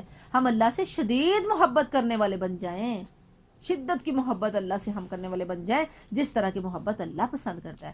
دیکھو اللہ تعالیٰ نے سارا پیچھے اپنی صفات بیان کرنے کے بعد بتایا ہے کہ پھر بھی تم اللہ کے ساتھ شریک کیوں کرتے ہو؟ کیا چیز ہے تمہیں پھر بھی شریک کرنے پہ مجبور کرتی؟ کہ جو کچھ اللہ نے تمہیں دیا ہے کیا کوئی اور دے سکتا ہے؟ جو کچھ اللہ نے تمہیں یہ سارا کچھ دیا پھر بھی تم اس کے ساتھ شریک کیوں، کیسے کر سکتے ہو تم شریک؟ یعنی کہ اللہ تعالیٰ کو یقین نہیں آ رہا نا. اللہ کہتے ہیں اس کے باوجود تم کیسے شریک کر سکتے ہو؟ تمہیں کیا ہو گیا ہے؟ اور یہ ہونا کیا ہے، یہ صرف شیطان ہمارے ساتھ ہے نا، یہ صرف وہی ہمیں ورگلاتا ہے، کیونکہ اس نے اللہ سے وعدہ کیا ہوا ہے کہ اس انسان کے خاطر میں مردود ہوا ہوں تو اس انسان کو میں اپنے ساتھ جہنم میں لے کے جاؤں گا۔ ہمیں سمجھ ہی نہیں آتی کہ یہ وہی شیطان ہے جس نے حضرت آدم علیہ السلام کو جنت سے نکلوا دیا تھا، یہ وہی شیطان ہے جو بار بار قرآن میں آتا ہے کھلا دشمن ہے تمہارا، کھلا دشمن ہے تمہارا۔ ہم سمجھتے ہی نہیں ہیں، ہم سمجھتے ہیں یہ ہمارا دوست ہے، ہم نے اس کو دوست بنایا ہوا ہے، لیکن وہ ہمارا کھلا دشمن ہے۔ یہ سارا کچھ کرنے والا کون ہے؟ شیطان، جس کے کہنے میں ہم آئے ہوئے ہیں اللہ کو چھوڑ کے۔ اللہ والذین آمنوا، اور جو مومن بندہ ہے وہ تو بہت ہی سخت ہے اللہ کی محبت میں۔ وَلَوْ يَرَى الَّذِينَ، اور کاش کے دیکھیں وہ لوگ جو ظالم ہیں، اِذْ يَرَوْنَ الْعَذَابَ، جب وہ دیکھیں گے عذاب کو، کہ بے شک ساری کی ساری قوتیں تو اللہ ہی کے لیے ہیں، تو اور بے شک اللہ تعالیٰ تو سخت عذاب دینے والا ہے۔ اس وقت پھر وہ بیزار ہوں گے ان لوگوں سے کہ جن کی پیروی کی جاتی ہے، ان لوگوں سے جو پیروی کرتے ہیں، اور وہ دیکھیں گے عذاب کو اور کٹ جائیں گے سارے کے سارے ان کے رشتے ناتے۔ قال اللہ جن، کہیں گے وہ لوگ وہاں پہ کہ کاش کے پیروی کرتے، کاش کے پیروی جو پیروی کرتے تھے نا، وہ کہیں گے کہ کاش کہ آج ہمارا دوبارہ لوٹ جانا ہو زمین کی طرف، تو جیسے آج یہ ہم سے بیزار ہوئے ہیں اسی طرح ہم بھی ان سے بیزار ہوں دنیا میں دوبارہ جا کے۔ یعنی کہ یہاں پر جو لوگ جس کی پیروی کرتے ہیں، یہ مثال کے طور پہ پیر مرید کا ہی میں حساب لگا دیتی ہوں۔ اب میری یا کوئی پیر کسی مرید جو ہے کسی پیر کی پیروی کرتا ہے، اس کا ذکر ہے کہ جو بھی کوئی پیروی کرتا ہے کسی کی بھی، وہ چاہے کوئی بھی ہے، جس کو بھی وہ زیادہ محبت دیتا ہے، زیادہ اس کی اتباع کرتا ہے، اس کی بات مانتا ہے، چاہے وہ ہمارا نفس ہی کیوں نہیں ہے، ٹھیک ہے، جب اس کی پیروی کرتا ہے تو قیامت والا دن جب ہوگا نا، جب وہ وہاں پہ دیکھے گا کہ یہاں پہ تو سارے اختیارات اللہ کے ہیں، اور وہ بیزار ہوں گے ان سے، جن کی آج پیروی کی جاتی ہے نا، وہ اس بندے سے بیزار ہوں گے۔ پھر وہ جو پیروی کرنے والا بندہ ہے وہ پھر کہے گا کاش کہ آج ہمارا دوبارہ واپس جانا ہوتا، دنیا میں واپس جائیں ہم، دوبارہ لوٹنا ہو ہمارا، تو ہم بھی ایسے ہی ان سے بیزار ہوں گے جیسے آج ہی ہم سے بیزار ہیں گے۔ یہ تو جانے نہیں رہے، پہچانے نہیں رہے، دنیا میں تو یہ بڑا ہمارے ساتھ تھا، اتنا زیادہ ہمارے قریب تھا کہ اور جیسے یہ کہتا تھا ویسے تو ہم کرتے تھے، تو یہ آج ہم سے اس طرح بیزار ہو گیا، تو آج بھی دوبارہ، لیکن دوبارہ لوٹنا ہے کیا؟ نہیں۔ اسی وجہ سے تو قرآن میں اللہ نے بار بار کہا ہے کہ ابھی سمجھ جاؤ، اس قرآن کو پڑھو اور سمجھ جاؤ، اللہ کے دین کی طرف آ جاؤ، اللہ کی جو احکامات ہیں ان پر عمل کرو، اللہ کی اتباع کرو، توحید پرست بن جاؤ، چھوڑ دو یہ سارا کچھ، یہی تو اللہ چاہتا ہے، کیونکہ دوبارہ لوٹنا تو ہے ہی نہیں، پھر پچھتائیں گے کیا فائدہ۔ کذالک یریہم اللہ اعمالہم، اسی طرح سے دکھلائے گا ان کو اللہ تعالیٰ اپنے اعمال، حسرات، افسوس علیہم ان پر، وما ہم، اور نہیں ہوں گے وہ بخارجین من النار، نکلنے والے آگ سے۔ یعنی کہ جو بندہ اللہ تعالیٰ کو چھوڑ کر عبادت کرتا ہے، وہ چاہے دن رات سجدے کرتا ہے، ان کے اعمال کیا ہوں گے؟ ان پر پچھتاوا ہو جائیں گے، وہ اعمال پچھتاوا ہوں گے، وہ اعمال نہیں ہوں گے، حسرتیں ہوں گے۔ اس کی مثال بڑی اچھی سی دی گئی ہے کہ جس طرح سے آپ نے دیکھا ہوگا اب گرمی آ گئی ہے تو ہم جاتے ہیں نا جب، تو روڈ کے اوپر پانی ہوتا ہے، یوں لگتا ہے نا جیسے پانی ہے، دور سے دھوپ میں، کڑکتی دھوپ میں ایسے لگتا ہے کہ جیسے وہ پانی، لیکن جب پاس جاتے ہیں تو وہ اور دور چلا جاتا ہے، جب پاس جاتے ہیں وہ اور دور چلا جاتا ہے، کیونکہ وہ پانی ہوتا ہی نہیں ہے۔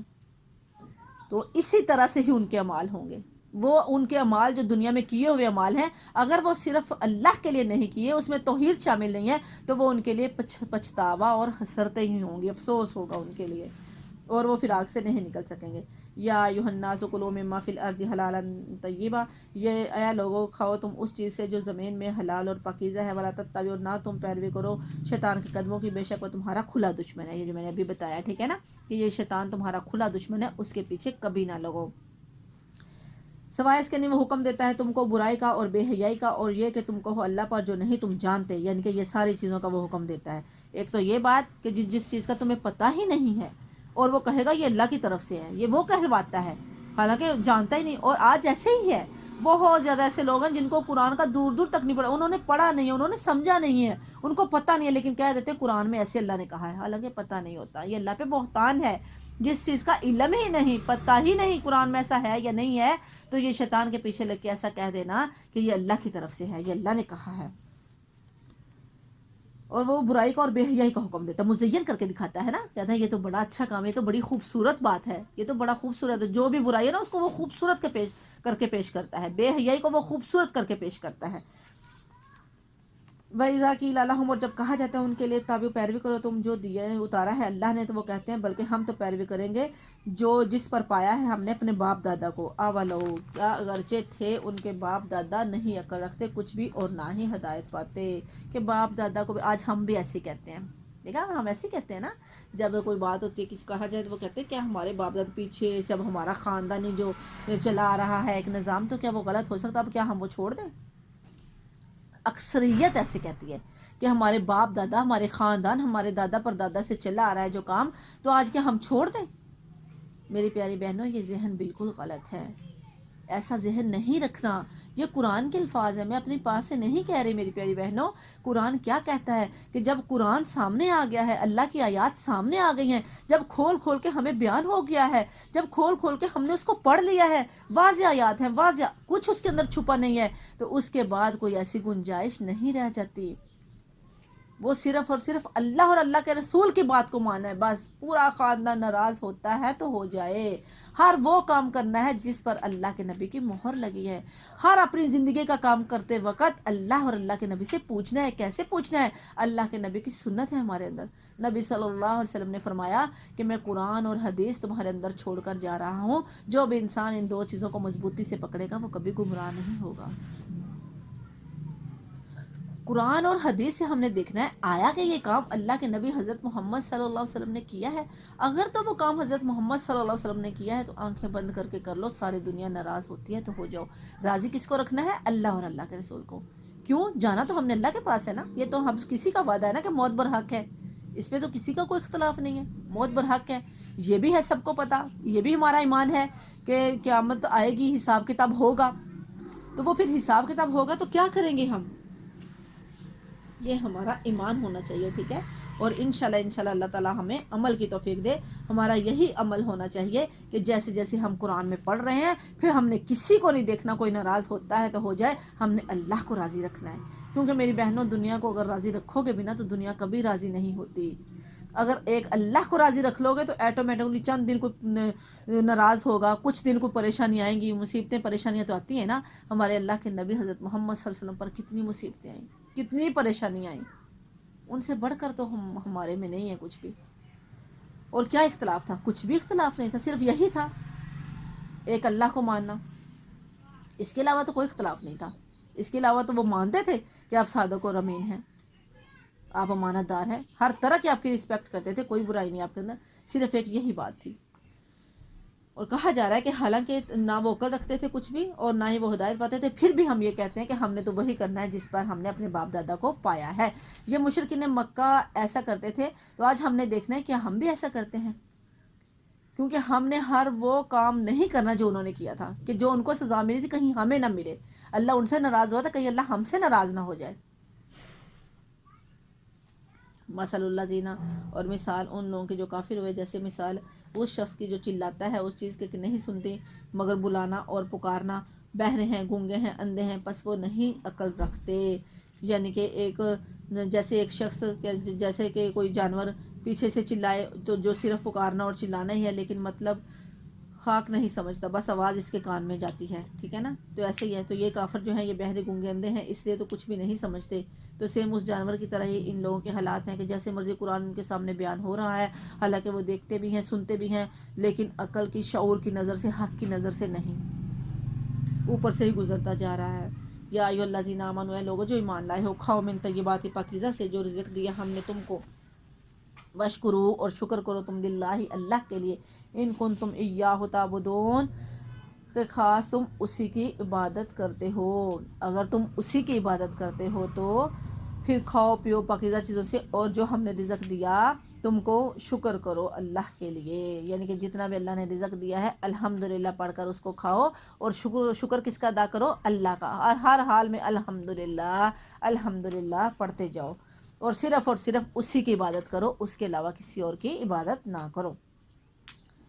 انما حرم علیکم المیتۃ، بے شک حرام کیا ہے تم پر اللہ تعالیٰ نے مردار اور خون اور سور کا گوشت، اور جو کہ کچھ بھی پکارا جائے غیر اللہ کے نام پر، اور جو کوئی بے بس ہو جائے غیر باغین کے نہ وہ حد سے نکلنے والا ہو نہ وہ والا عادن اور نہ ہی وہ زیادتی کرنے والا ہو، پس نہیں ہے گناہ اس پر، بے شک اللہ تعالیٰ بخشنے والا رحم کرنے والا ہے۔ اب اللہ تعالیٰ نے اوپر کہا تھا نا کہ جو بھی اللہ تعالیٰ نے تمہیں رزق دیا ہے وہ کھاؤ پیو اللہ کا رزق اور اللہ تعالیٰ کا شکر ادا کرو۔ ساتھ ہی اللہ تعالیٰ نے فرما دیا جو حرام چیزیں ہیں نا ان کا ذکر کر دیا کہ کہیں سارا کچھ ہی بندے نہ کھا لے، اللہ تعالیٰ نے حرام چیزوں کو مخصوص کر دیا۔ اللہ نے کہا کہ حرام کیا ہے؟ مردار۔ مردار کیا ہوتا ہے؟ جو خود سے مر جائے، ذبح کرنے کے بغیر ہی جو جانور مر جاتا ہے نا، صرف 2 مردار جائز ہیں، ایک مچھلی اور دوسرا جو ہوتی ہے نا یہ وہ بھی سمندری ہی جانور ہے، اس کو مکڑی بولتے ہیں، وہ ٹڈیاں سی ہوتی ہیں ان کو، وہ یہ صرف 2 جانور جو ہیں مردار وہ حرام حلال ہیں۔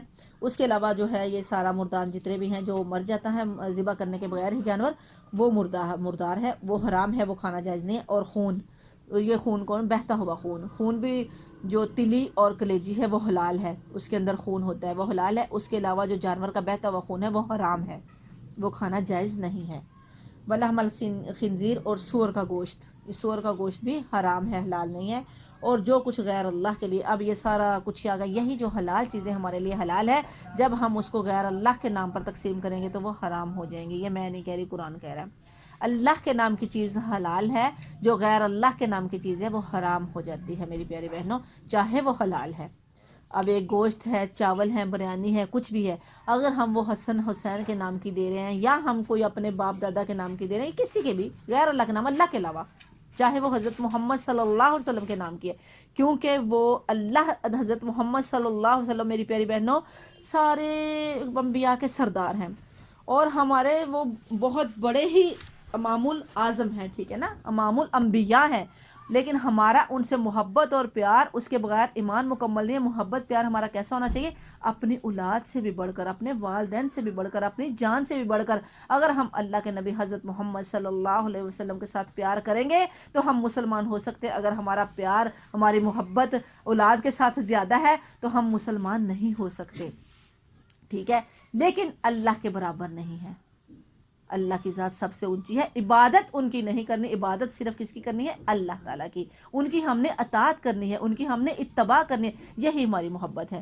اگر ہم ان سے محبت کرتے ہیں تو ہم کیا کریں گے؟ جو کام انہوں نے کیا وہ کریں گے، ہم ان کی پیروی کریں گے، پھر ہم ان سے محبت پا سکتے ہیں۔ یہی ہماری اصل محبت ہونی چاہیے۔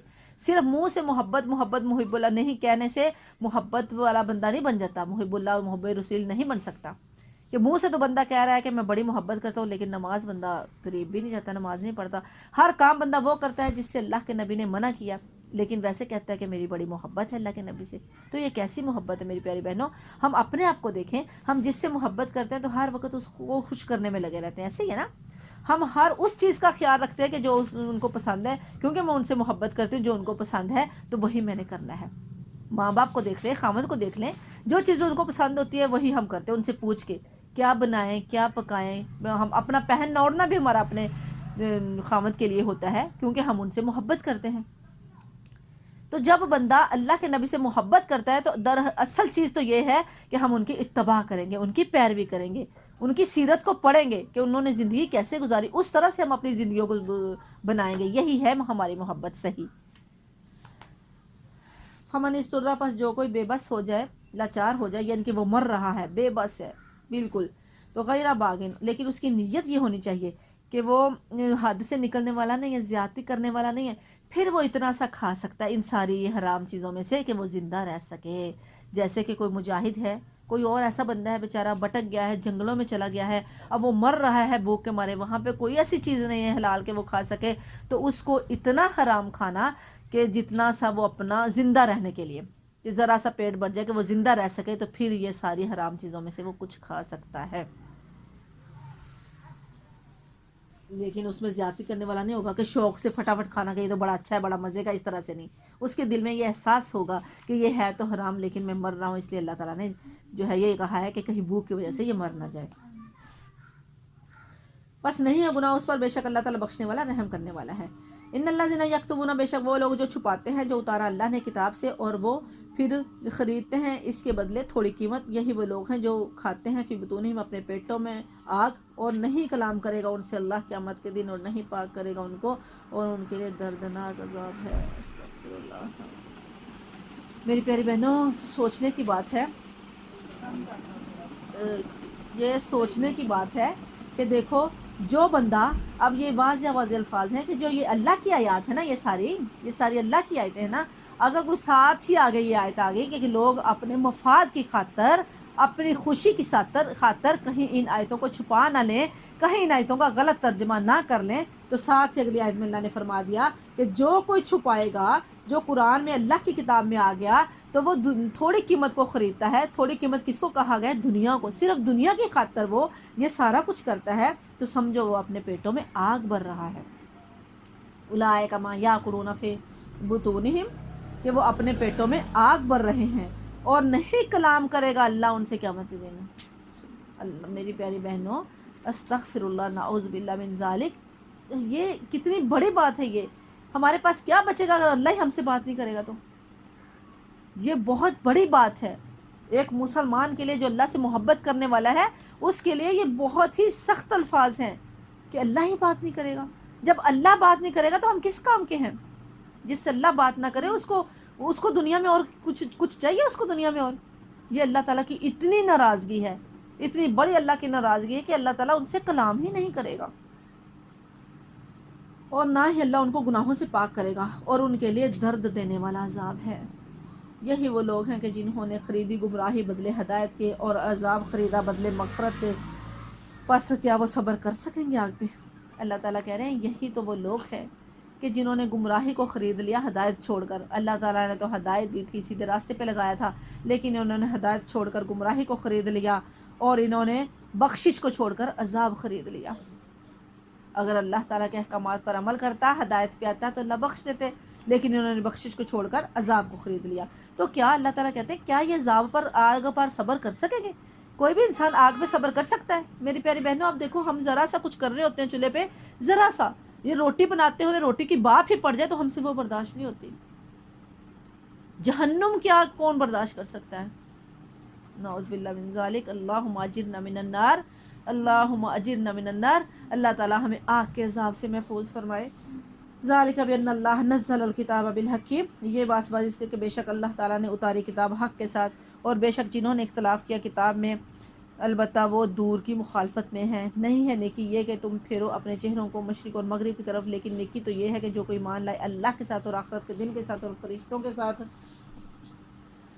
اور کتابوں کے ساتھ، اور نبیوں کے ساتھ، وَأَتَى الْمَالَ، اور دے مال اسی کی محبت پر، رشتہ داروں کو، یتیموں کو، مسکینوں کو، اور مسافروں کو، اور سوال کرنے والوں کو، اور گردن چھڑانے والوں کو، اور نماز کو قائم کریں اور ادا کریں زکوٰۃ کو، وَالْمُوفُونَ بِعَہْدِهِمْ، اور پورا کرنے والے ہیں اپنے عہد کو، اذا عاہدوا، جب وہ عہد کریں، اور صبر کرنے والے ہیں وہ تنگی میں، والذرائع، اور بیماری میں، اور لڑائی کے وقت۔ یہی وہ لوگ ہیں کہ جنہوں نے سچ بولا، اور یہی وہ لوگ ہیں جو پرہیزگار ہیں۔ سبحان اللہ۔ اس آیت کے اندر 2 دفعہ بر آیا ہے، 170، آیت نمبر 177 جو ہے نا، اس آیت کے اندر 2 دفعہ بر کا لفظ آیا ہے۔ بر کا مطلب ہے جو، یعنی کہ ہر وقت نیکی کرنے والا، ہمیشگی کے ساتھ نیکی کرنے والا۔ بر وہ نیکی ہے، بر کا مطلب نیکی ہے نا، اور یہ وہ نیکی ہے جو ہر وقت نیکی کرنے والا بنتا ہے۔ اس کو آیت بر کے نام سے بھی یاد کہا جاتا ہے کہ آیت بر ہے یہ۔ تو اس آیت کے اندر اعتقادات، اخلاقیات، ایمانیات، معاملات، یہ ساروں کا ذکر آ گیا، ٹھیک ہے، کہ دیکھو اس ایک آیت کے اندر ہر چیز ہمارے سامنے آ گئی کہ ہم نے کس طرح سے کیا کرنا ہے۔ بڑی پیاری ہے یہ آیت، دیکھو نا کہ اللہ تعالیٰ نے کہا کہ نیکی کیا ہے، کہ مشرق اور مغرب جو بھی ہے، منہ کرنا ادھر منہ کرنا، ادھر منہ کرنا، یہ نیکی نہیں ہے۔ تم اس میں جھگڑے میں کیوں پڑے ہوئے ہو؟ بس جدھر اللہ کے نے حکم دے دیا ادھر منہ کر لو۔ نیکی تو اصل یہ ہے کہ جو کوئی ایمان لائے اللہ کے ساتھ، اور آخرت کے دن کے ساتھ، اور فرشتوں کے ساتھ، اور کتابوں کے ساتھ، اور نبیوں کے ساتھ۔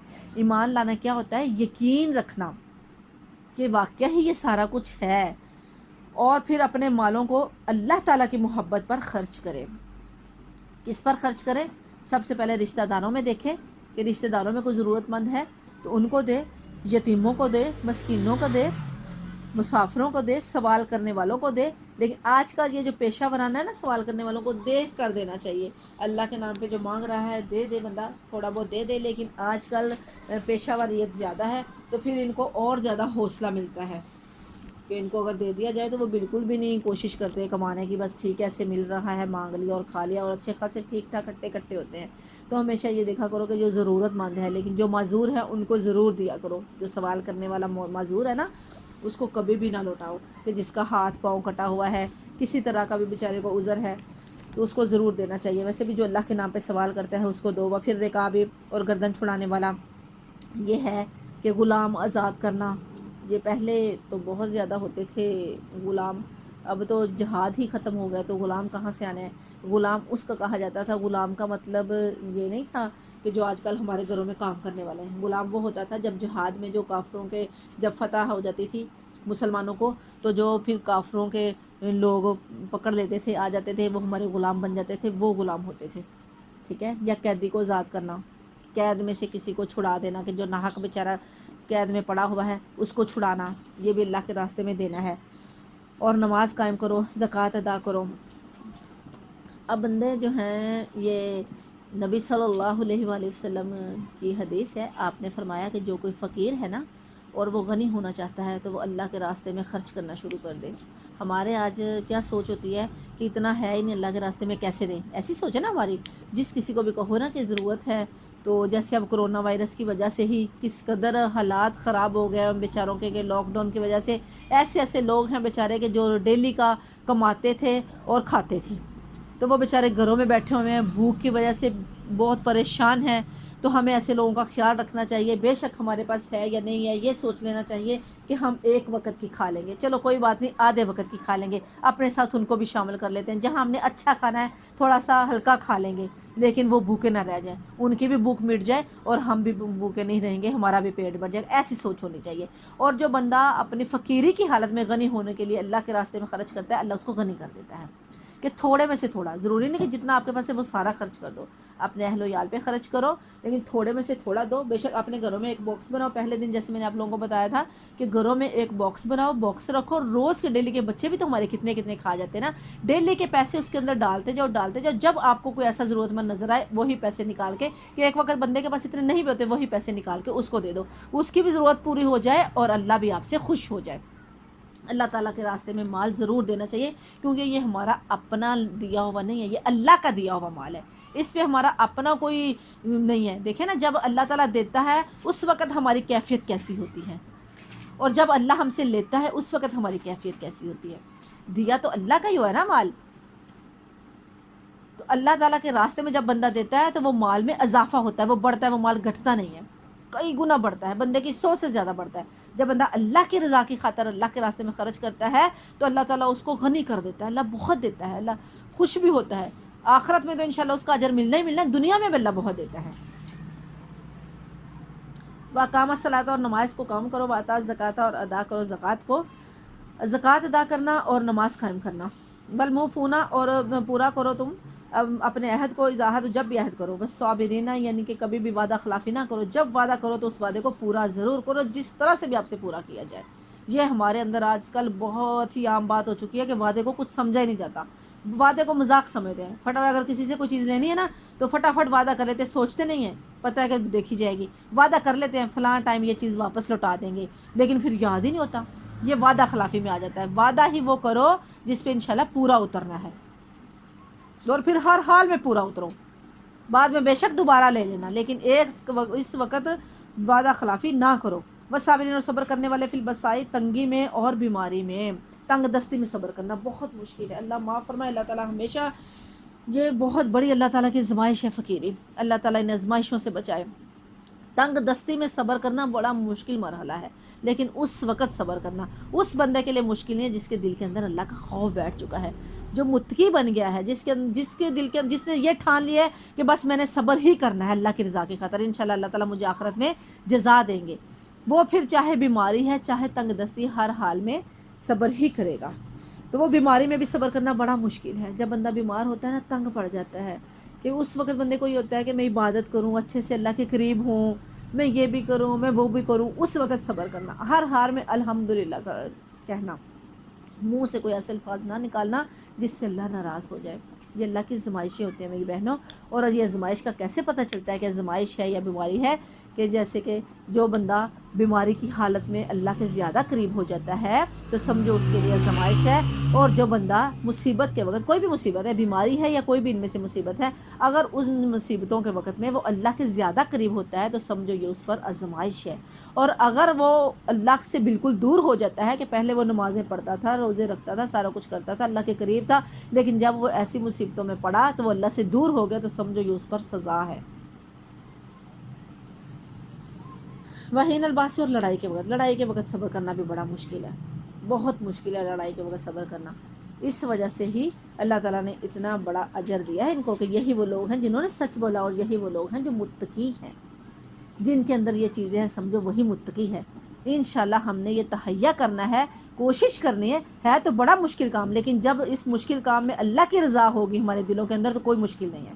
جب مقصد اللہ کی رضا حاصل کرنا ہوگا نا تو یہ کوئی مشکل نہیں. انشاءاللہ ہم نے ان آیتوں پہ عمل ضرور کرنا ہے. آیت بر اور یہ آیت، ان آیتوں پہ انشاءاللہ ضرور عمل کرنا ہے. یا ایھا الذین آمنوا، اب آ گیا قصاص کے بارے میں. یا ایھا الذین آمنوا، اے لوگو جو ایمان لائے ہو، فرض کیا گیا ہے تم پر قصاص، یعنی کہ بدلہ لینا برابر فی القتل، قتل میں. آزاد بدلے آزاد کے، غلام بدلے غلام کے، عورت بدلے عورت کے. پس جو کوئی معاف کیا جائے اس کے لیے اس کے باعث سے کچھ بھی، بس پیروی کرنا ہے، اچھے طریقے کے ساتھ اتباع کرنا ہے اور ادا کرنا ہے اس کی طرف احسان کے ساتھ. یہ اللہ تعالیٰ کی طرف سے آسانی ہے اور رحمت ہے. پس جس نے زیادتی کی اس کے بعد پس اس کے لیے عذاب ہے دردناک. ہاں جی، یہ یعنی کہ کیا مطلب کہ اللہ تعالیٰ نے جو قتل، اگر کسی سے کوئی انجانے میں غلطی سے کوئی قتل ہو جاتا ہے تو اس کے بدلے میں بدلہ اگر وہ لیتا ہے تو اتنا ہی لینا ہے جتنا اس نے، جس طریقے سے اس نے مارا ہے اسی طریقے سے مارنا ہے. اگر کسی نے ہاتھ توڑا ہے تو وہ ہاتھ ہی توڑے گا. اگر کسی نے اس کو قتل کر دیا ہے، ایک ضرب سے کیا ہے تو ایک ضرب سے ہی وہ کرے گا، یعنی کہ زیادتی نہیں کرے گا. جس طریقے سے قتل کیا سیم اسی طریقے سے کرے گا. ٹھیک ہے، ایک چیز. اور دوسری چیز کیا ہے؟ معاف کر دینا، کہ وہ اگر چاہے تو اس کو معاف ہی کر دے. ٹھیک ہے، تینوں چیزیں جائز ہیں، تینوں میں سے ایک جو ان سی مرضی وہ کر لے. قتل کا بدلہ لینا برابری یہ بھی جائز ہے. اس کے بدلے میں دیت کے، اس کے وارثوں کے ساتھ اس کا آپس میں بات چیت ہوگی، جتنے ورثاء اس کی دیت، اس یعنی کہ اس کے پیسے کہیں گے کہ جتنے پیسوں پہ مشاورت صلح وغیرہ کرتے ہیں تو یہ بھی جائز ہے اسلام میں کہ وہ دیت لے لے گا. اس کو دیت کہا جاتا ہے تو وہ دیت لے لے گا. تیسرے نمبر پہ کہ معاف ہی کر دینا. ٹھیک ہے، یہ تین چیزیں ہیں کہ معاف کر دینا، وہ معاف ہی کر دے تو اس سے بڑھ کر کچھ نہیں ہے. ٹھیک ہے.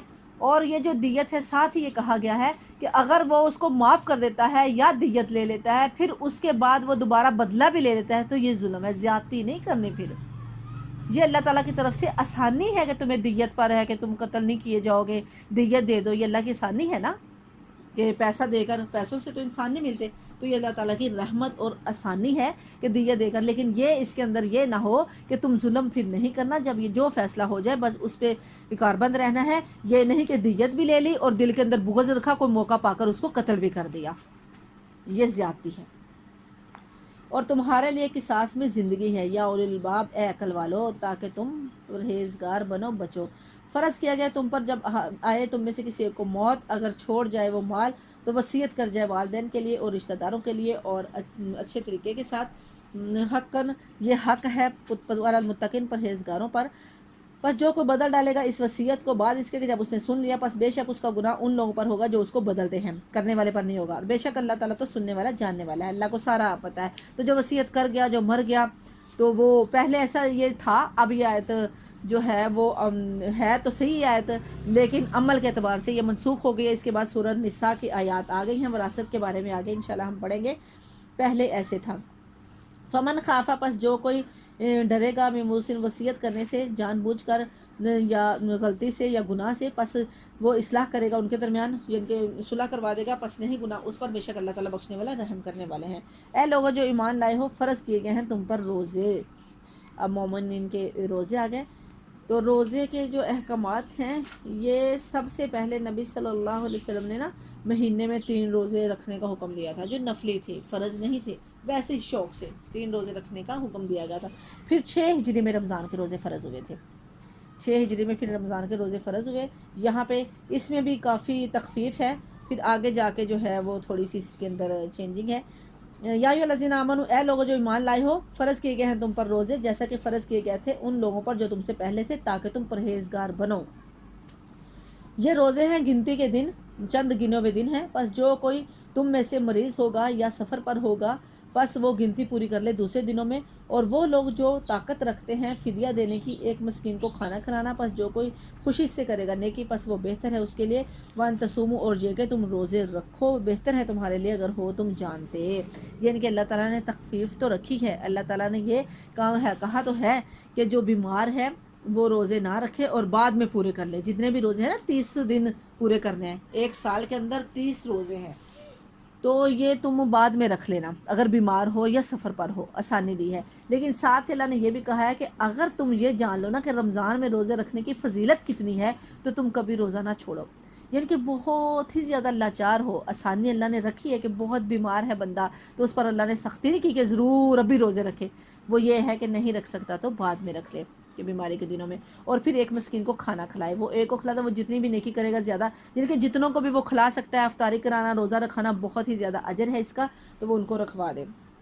شہر رمضان اللہ جی، مہینہ رمضان کا وہ جو کہ اتارا گیا اس میں قرآن، اب رمضان جو ہے یہ رمض سے ہے، ٹھیک ہے، اب یہ سوچنے کی بات ہے نا، دیکھو یہ رمضان کے روزے میں اللہ تعالیٰ خوش کتنا ہوتے ہیں، ہم ذرا سا ہمارا کوئی بچہ روزہ رکھتا ہے تو ہم کتنا خوش ہوتے ہیں، ایسے ہی ہے نا، کوئی بچہ پہلی دفعہ روزہ رکھتا ہے نا تو ہماری خوشی کی انتہا نہیں ہوتی، تو وہ اللہ تو 70 ماؤں سے زیادہ پیار کرنے والا ہے، جب ہم روزہ رکھتے ہوں گے وہ کتنا خوش ہوتا ہوگا، اس لیے تو اللہ تعالیٰ نے یہ کہا ہے نا کہ سارا جتنی بھی چیز ہم نیک عمل کرتے ہیں تو ان کا اجر فرشتے لکھتے ہیں، لیکن اللہ نے کہا کہ یہ روزہ میرے لیے ہے، اس کا اجر بھی میں ہی دوں گا، کہ لکھا نہیں جائے گا ان گنت اجر، کہ اللہ تعالیٰ خود دیں گے اس کا اجر، اللہ تعالیٰ کے لیے رکھا جاتا ہے نا، کیونکہ کوئی بھی بندہ ہے وہ ادھر ادھر ہر وقت ہر کوئی سر پہ تو سوار نہیں نہ رہتا، کوئی بھی بندہ ادھر ادھر ہو کے کھا بھی سکتا ہے، تو یہ روزہ صرف کس کے لیے ہے؟ اللہ کے لیے، کیونکہ اللہ تو سارا کچھ جانتے ہیں، تو اللہ سے ڈر کے ہی انسان روزہ رکھتا ہے نا، کہ بندہ نہ کھاتا ہے نہ پیتا ہے، اللہ کا ڈر ہوتا ہے انسان کے دل کے اندر، نہیں تو سارے دن میں باتھ روم جائے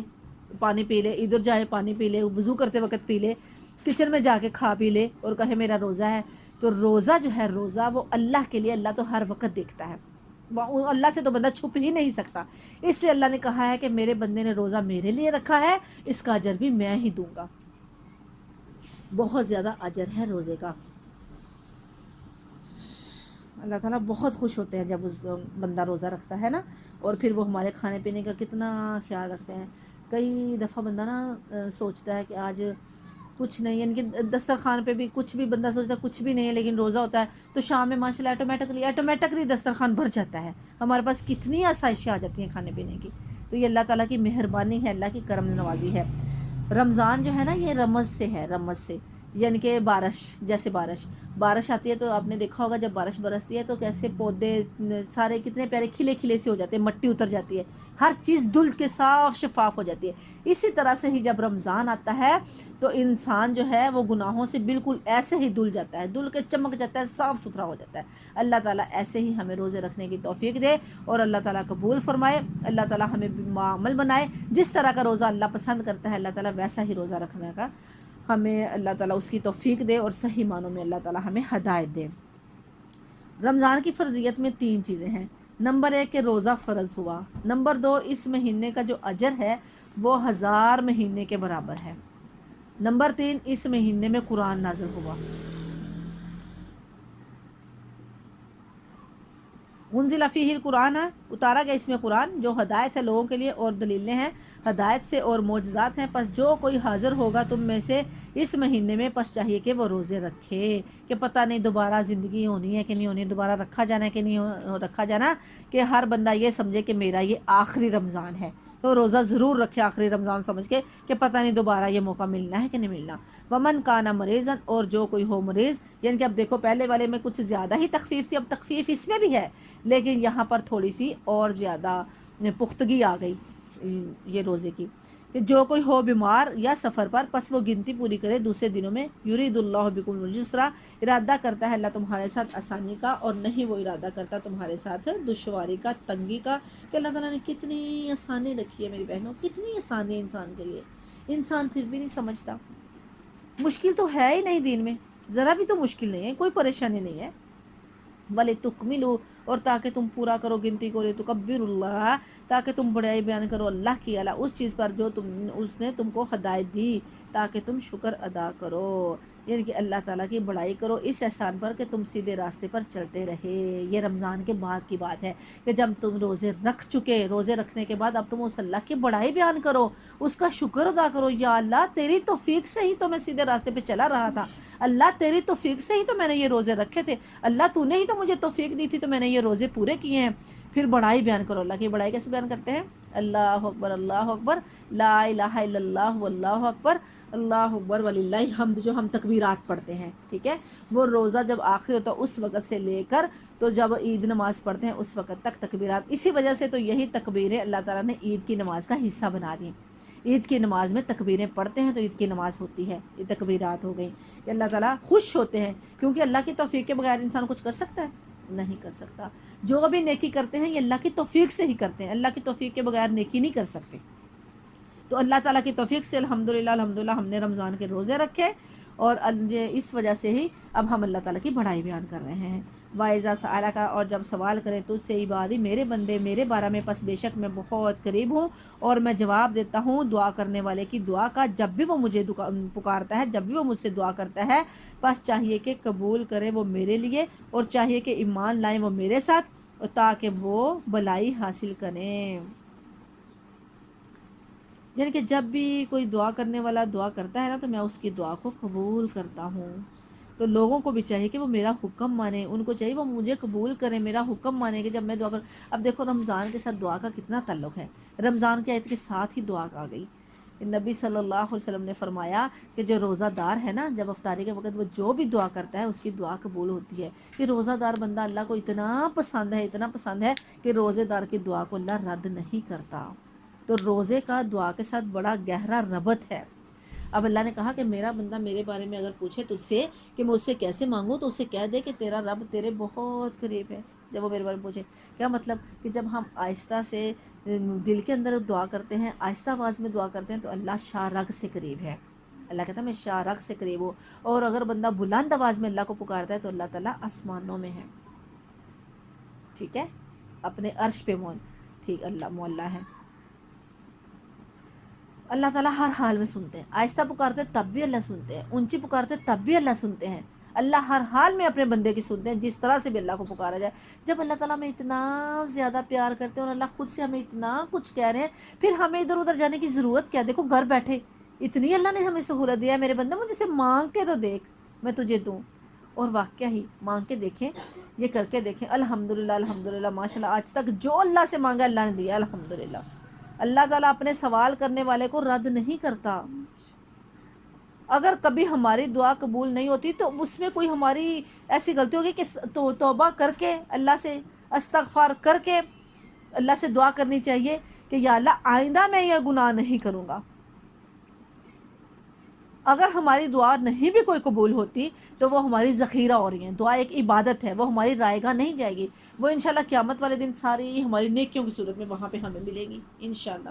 دعا ضائع نہیں ہوتی، اللہ تعالیٰ دعائیں ضرور قبول کرتا ہے، اگر کوئی نہیں بھی قبول ہوتی تو وہ ہماری وہاں پہ جمع ہو گئی ہے، وہ بھی کیونکہ اللہ تعالیٰ کو تو پتہ ہے نا کیا ہمارے لیے بہتر ہے کیا نہیں۔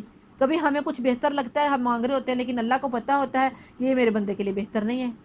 اللہ تعالیٰ تو ہر وہ کام کرتے ہیں نا جو بندے کے لیے بہتر ہے۔ اللہ تعالیٰ کے ہر کام میں حکمت ہوتی ہے، تو کبھی بھی اللہ سے ناراضگی کا اظہار نہ کرو کہ اللہ تو ہماری سنتا ہی نہیں، اللہ سب کی سنتا ہے۔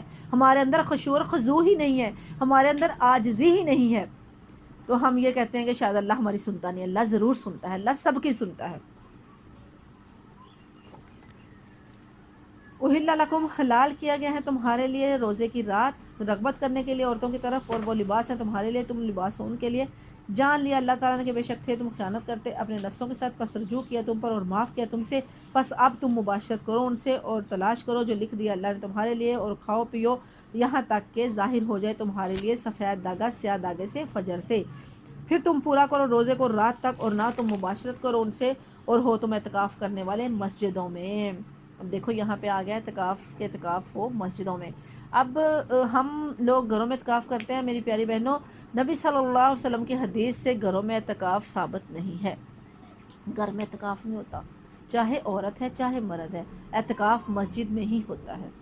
دل کا حدود اللہ، یہ اللہ کی حدیں ہیں، فلا تقربوها، پس نہ تم قریب جاؤ ان کے، کذالک یبین اللہ، اسی طرح سے بیان کرتا ہے اللہ اپنی آیات تو لوگوں کے لیے تاکہ وہ پرہیزگار بنیں۔ آپ دیکھیں گے اب سبحان اللہ کہ یہاں سے نا 177 آیت سے لے کر یہ 87 سے آیت بر کے بعد جیسے جیسے احکامات ہیں نا، ساروں کے اندر احکامات کے اندر آپ دیکھو گے کہ یتقون متقون یہی ورڈ آ رہے ہیں کہ اللہ تعالیٰ ساتھ ساتھ ہمیں تقوی دلا رہے ہیں کہ اپنے دل کو خالص کرنا ہے، تقوی پیدا کرنا ہے، کہ یہ سارے عمل تب ہو سکیں گے جب دل خالص ہوگا۔ اللہ کے لیے دل کو خالص کرو، اللہ کے لیے تقوی پیدا کرو۔ اللہ کہہ رہے ہیں یہ صرف اس وجہ سے کہ تاکہ تم متقی ہو جاؤ۔ ساتھ ساتھ اللہ تعالیٰ ہماری اصلاح کر رہے ہیں کہ میں اس وجہ سے یہ کھول کھول کے آیات بیان کی ہیں کہ تم پرہیزگار بن جاؤ، تم متقی بن جاؤ۔ دیکھو میری پیاری بہنوں، اللہ تعالیٰ ہمارے ساتھ کتنے مہربان ہیں، کتنے مہربان ہیں، کتنی آسانیاں اللہ نے ہمارے لیے رکھ دی ہیں۔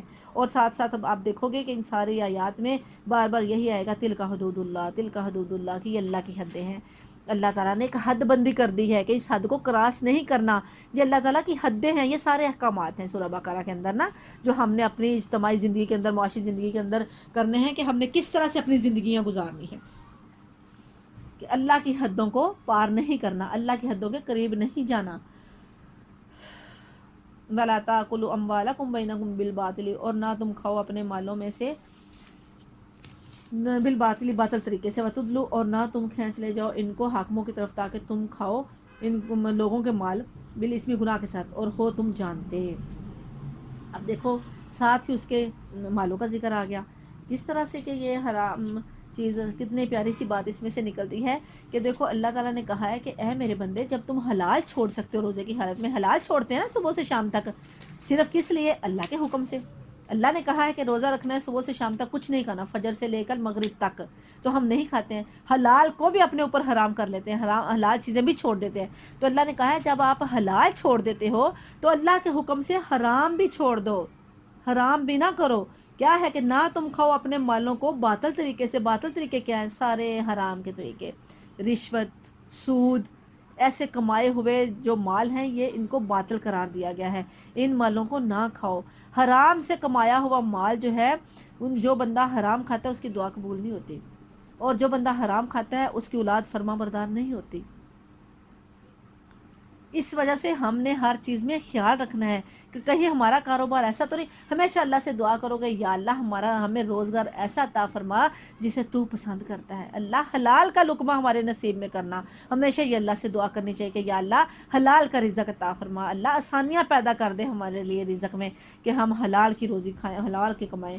وَتُدْلُوا بِهَا إِلَى الْحُكَامِ، اور نہ تم کھینچ لے جاؤ حاکموں کی طرف تاکہ تم کھاؤ لوگوں کے مال گناہ کے ان کے ساتھ۔ کیا مطلب؟ کچھ لوگ جو ہے نا وہ ایسے کرتے ہیں کہ جو زمین جائیداد اس کی نہیں ہے، پتہ اس کو کہ یہ میری نہیں ہے، لیکن وہ کیا کہ کورٹ میں جو ہے وہ کر دینی، ریٹ کر دینی کورٹ میں جا کے، تو وہاں سے پھر جب اب ظاہر ہے کوئی بھی بندہ ہے کسی کو بناتا ہے فیصلہ، کسی سے کرواتا ہے، محکم بناتا ہے فیصلہ کروانے کے لیے، اب اس بندے کو جس کے سامنے وہ فیصلہ، جس سے وہ فیصلہ کروا رہا ہے، اس کو تو نہیں پتہ نا کہ کیا سچ ہے، کہ اس نے تو گواہوں کو دیکھتے ہوئے فیصلہ کرنا ہے نا، تو اب جو بندہ کروا رہا ہے اس کو تو پتہ ہے نا کہ وہ حق پہ ہے یا نہیں، تو جو بندہ فیصلہ کرنے والا ہے اس نے تو بظاہر فیصلہ کر کے گواہوں کو مد نظر رکھتے ہوئے، گواہوں کی سن کے تو اس نے فیصلہ کر دینا ہے۔ تو اگر اس کے حق میں فیصلہ ہو جاتا ہے اور حقیقت میں اس کو پتہ ہے کہ یہ چیز میری نہیں ہے جس کے حق میں فیصلہ ہو رہا ہے، کوئی زمین ہے جس کا وہ فیصلہ کروا رہا ہے، کوئی جائیداد ہے، تو اگر وہ اس کے حق میں فیصلہ کرواتا ہے اور عدالت اس کے حق میں فیصلہ دے دیتی ہے، لیکن اس کو پتہ ہے کہ یہ میری نہیں ہے، یہ فلاں کی ہے،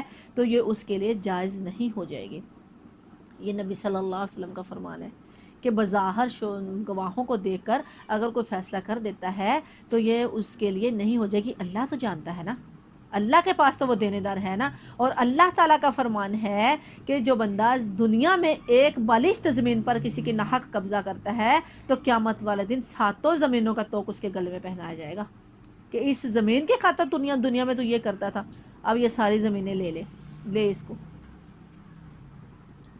نعوذ باللہ من ذالک، اللہ تعالیٰ ہمیں معاف فرمائے اور اللہ تعالیٰ سیدھے راستے پہ چلائے رکھے، اللہ تعالیٰ حلال کھانے کا جو ہے وہ توفیق دے، اور اللہ تعالیٰ حلال ہی کمانے کی توفیق دے۔ یسألونک، کا وہ سوال کرتے ہیں آپ سے، عن الاہلۃ، چاندوں کے بارے میں، کہہ دیجئے کہ وہ تو وقت ہے لوگوں کے لیے حج کے، اور نہیں ہے نیکی یہ کہ تم آؤ گھروں میں ان کی پیٹھوں سے، لیکن نیکی تو یہ ہے کہ جو کوئی پرہیزگاری کرے اور آئے اپنے گھروں سے، ان کے دروازوں سے، اور ڈرو اللہ سے تاکہ تم کامیاب ہو جاؤ۔ اب اس کا مفہوم یہ ہے کہ جیسے یہ قدرتی جنتری ہے ایک، ٹھیک ہے، عام سی بات ہے، سوال کیا نا کہ چاند کے بارے میں کہ یہ چاند کیا ہے، تو اللہ تعالیٰ نے فرمایا ہے کہ یہ وقت مقرر ہے، یعنی کہ ایک قدرتی جنتری ہے کہ اس سے پتہ چلتا ہے کہ اب کون سا مہینہ ہے، اب کون سا مہینہ ہے۔ پہلے چاند کو دیکھ کے سارا کچھ ہوتا ہے نا، یہ انگریزی مہینے تو اب آئے ہیں جن کو ہم دیکھتے ہیں، قمری مہینے جیسے رمضان ہے، شعبان ہے، ذی القعدہ ہے، ذی الحج ہے، تو حج کے مہینے کا پتہ ہمیں چاند کے مہینوں سے پتہ چلتا ہے نا کہ کون سا مہینہ حج کا ہے، کون سا مہینہ رمضان کا ہے، کون سا شعبان کا ہے۔ تو یہ ایک قدرتی جنتری ہے کہ چاند کے گھٹنے بڑھنے کا کہ ڈیٹ کا پتہ چلتا ہے کہ شروع ڈیٹوں میں چاند بالکل باریک ہوتا ہے، جیسے جیسے موٹا ہوتا چلا جاتا ہے، 14 کو بالکل پورا ہو جاتا ہے، اس کے بعد گھٹنا شروع ہو جاتا ہے، جب گھٹتا ہے تو پچھلی رات نظر آتا ہے، پہلی رات نظر نہیں آتا۔ تو یہ سارا کچھ ٹائم کا، وقت کا پتہ چلاتے تھے چاند کو دیکھ کر کہ اب کیا ٹائم ہوا ہے۔ پہلے لوگ کہ وہ چاند کو دیکھ کے ان کو پتہ لگ جاتا تھا کہ اب کیا ٹائم ہوا ہے اور آج چاند کی کون سی تاریخ ہے۔ اور یہ جو حاجی لوگ تھے، یہ جب احرام باندھ لیتے تھے نا، مشرکین مکہ جب حج کرنے کے لیے احرام باندھ لیتے تھے تو پھر وہ یہ سمجھتے تھے کہ ہم اتنی برائیوں کے بعد نیکی کر رہے ہیں، تو جب ہم نے نیکی کرنی ہے تو اپنے دروازوں سے نہیں آنا جہاں سے ہم برائی کی حالت میں جاتے تھے، وہ پھر پیچھے سے پھلانگ کے آتے تھے۔ اللہ تعالیٰ نے کہا یہ نیکی نہیں ہے، اپنے ہی دروازوں سے۔ اور نیکی یہ ہے کہ تقوی اختیار کرو، اپنے دلوں کو بہتر کرو، دلوں کو درست کرو، برائیاں چھوڑ کر ان کے اندر نیکی بنا لو۔ جب تم توبہ کر لو گے تو تم نیک ہی نیک ہو، کہ یہ نیکی نہیں ہے کہ دروازے ہی چھوڑ کر اور پیٹھوں سے آنا شروع کر دو۔ نیکی یہ ہے کہ تقوی اختیار کرو، ان کے دروازوں سے آؤ اور ڈر جاؤ اللہ سے تاکہ تم کامیاب ہو جاؤ۔ سبحان اللہ، واتقوا اللہ، اس کو بھی انڈر لائن کرو، واتقوا اللہ، ڈرو اللہ سے۔ کیوں ڈرو اللہ سے؟ تاکہ تم کامیاب ہو جاؤ۔ اب اللہ تعالیٰ ہمیں طریقے بتا رہے ہیں کہ تم نے اللہ کے قریب کیسے آنا ہے۔ واتقوا اللہ، اللہ سے ڈرو، اللہ سے ڈرو گے تو کامیاب ہوگے، یہی تمہاری کامیابی ہے، اللہ کا خوف۔ وقاتلوا فی سبیل اللہ، اور ڈالو اللہ کے راستے میں، لڑو اللہ کے راستے میں وہ لوگ جو لڑتے ہیں تم سے، اور نہ تم زیادتی کرو، بے شک اللہ تعالیٰ نہیں پسند کرتا زیادتی کرنے والوں کو۔ وقتلوہم، اور مار ڈالو ان کو جہاں کہیں بھی تم پاؤ ان کو، نکال دو ان کو جہاں سے انہوں نے نکالا تم کو، اور فتنہ تو بہت ہی زیادہ سخت ہے قتل سے، اور نہ تم لڑو ان سے مسجد حرام کے پاس یہاں تک کہ وہ لڑیں تم سے اس میں، فَإِن قَاتَلُوكُمْ، پس اگر وہ لڑے تم سے پس قتل کر دو ان کو، یہی سزا ہے کافروں کی۔ یعنی کہ ہر وقت کافر لڑتے ہی رہتے تھے، ان کا کام یہ تھا مسلمانوں کو تکلیف پہنچانا۔ یہاں پر پھر اللہ تعالیٰ نے حکم دے دیا کہ پہل نہیں کرنی، لیکن جب وہ پہل کرے تو پھر ان کو مار دو۔ مسجد حرام کے پاس لڑائی کرنے سے منع کیا گیا ہے کہ مسجد حرام کے پاس لڑائی نہیں کرنی، لیکن اگر وہ پہل کریں، موقع کا فائدہ اٹھائیں تو وہ تو ختم کر دیں گے آپ لوگوں کو، پھر آپ ان کو قتل کر دو، یہی کافروں کی سزا ہے۔ فَإِنْ انْتَهُوا، پس اگر وہ باز رہیں، پس بے شک اللہ تعالیٰ بخشنے والا، رحم کرنے والا ہے۔ وقاتلوں، اور لڑو ان سے یہاں تک کہ نہ ہو فتنہ اور ہو جائے دین اللہ ہی کے لیے، پس اگر وہ باز رہیں گے، پس نہیں زیادتی مگر ظالموں پر، کہ یعنی کہ تم نے پھر زیادتی نہیں کرنی کسی پر بھی، اگر وہ باز رہتے ہیں وہ ہیں تو فتنہ ہی، اور دین سارے کا سارا اللہ کے لیے، اگر وہ باز رہیں لڑائی نہ کریں بس پھر تم نے زیادتی نہیں کرنی، یعنی کہ صرف ظالموں پہ زیادتی کرنی ہے، جو ظلم نہیں کرتا اس پہ زیادتی نہیں کرنی۔ الشہر الحرام، اور مہینہ حرمت والا بدلے مہینہ حرمت والے کے ہے، اور حرمتوں کا بدلہ قصاص ہے، پس جو کوئی زیادتی کرے گا تم پر پس تم زیادتی کرو اس پر، مانند اس کی جو زیادتی کی انہوں نے تم پر۔ یعنی کہ حرمت والے مہینوں میں اللہ تعالیٰ نے لڑائی کرنے سے منع کیا۔ حرمت والے مہینے 4 ہیں، ذی القعدہ، ذی الحج، محرم اور رجب۔ یہ 4 مہینوں میں اللہ تعالیٰ نے لڑائی سے منع کیا ہے کہ لڑائی نہیں کرنی ان سے۔ واتقوا اللہ، اور ڈر جاؤ اللہ سے، اور جان لو بے شک اللہ تعالیٰ پرہیزگاروں کے ساتھ ہے۔ بار بار اللہ تعالیٰ واتقوا اللہ واتقوا اللہ واتقوا اللہ فرما رہے ہیں کہ اللہ سے ڈر جاؤ، اللہ سے ڈر جاؤ، اللہ سے ڈر جاؤ۔ اس سے کیا ثابت ہوتا ہے کہ جو بندہ اللہ سے ڈر جاتا ہے تو اللہ تعالیٰ اس سے محبت کرنے لگ جاتا ہے، اور وہی والا صحیح متقی بندہ بن جاتا ہے۔ کامیاب ہی وہی ہے جو اللہ سے ڈر جاتا ہے، کیونکہ اللہ سے ڈر کے ہی سارے کام ہوں گے نا، اللہ کی فرما برداری اللہ سے ڈر کے ہی ہوگی۔ وانفقوا، اور خرچ کرو، فی سبیل اللہ، اللہ کے راستے میں، ولا تلقوا، اور نہ تم ڈالو اپنے ہاتھوں کو ہلاکت کی طرف، اور نیکی کرو، بے شک اللہ تعالیٰ پسند کرتا ہے نیکی کرنے والوں کو۔ سبحان اللہ۔ اب دیکھو یہاں پر اللہ تعالیٰ نے کہا ہے کہ اللہ کے راستے میں خرچ کرو، اللہ کے راستے میں خرچ کرو۔ جو اللہ کے راستے میں خرچ نہیں کرتا سمجھو وہ اپنے ہاتھوں کو ہلاکت میں ڈال رہا ہے۔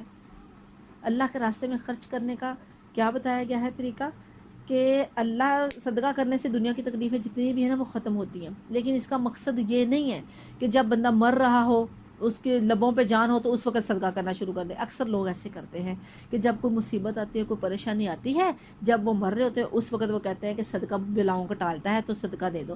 ہر وقت صدقہ کرتے رہتے تو انشاءاللہ بلائیں آئیں گی نہیں، کیونکہ صدقہ جو ہے یہ دنیا کی تکلیفوں کو ختم کرتا ہے.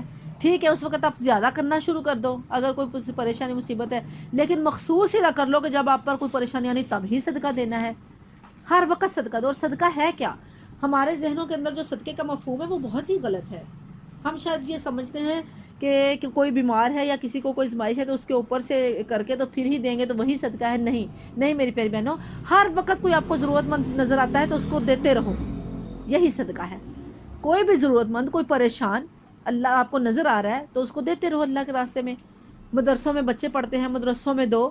یہ جو مجاہد اللہ کے راستے میں جہاد کرتے ہیں ان کو خرچ کرو. ہم نہیں جا سکتے تو چلو ہمارا مال تو شامل ہو جائے نا. جہاد فرض ہے اسلام میں، اور آج جہاد چھوڑ دینے کی وجہ سے ہی کافر ہمارے اوپر غالب آیا پڑا ہے. تو ایسے ہر وقت جو ہے وہ اللہ کے راستے میں صدقہ کرنا چاہیے، خرچ کرنا چاہیے. اور ساتھ ہی آ گیا کہ اپنے ہاتھوں کو ہلاکت میں ڈالو، جس سے یہ ثابت ہوتا ہے کہ اگر صدقہ نہیں کریں گے تو سمجھو ہم اپنے آپ کو ہلاکت میں ڈال رہے ہیں. صدقہ برائیوں کو مٹاتا ہے، صدقہ دنیا کی تکلیفوں کو ختم کرتا ہے. ان اللہ یحب المحسنین، بے شک اللہ تعالیٰ پسند کرتا ہے نیکی کرنے والوں کو. واتم الحج، اور پورا کرو تم حج کو اور عمرہ کو اللہ کے لیے.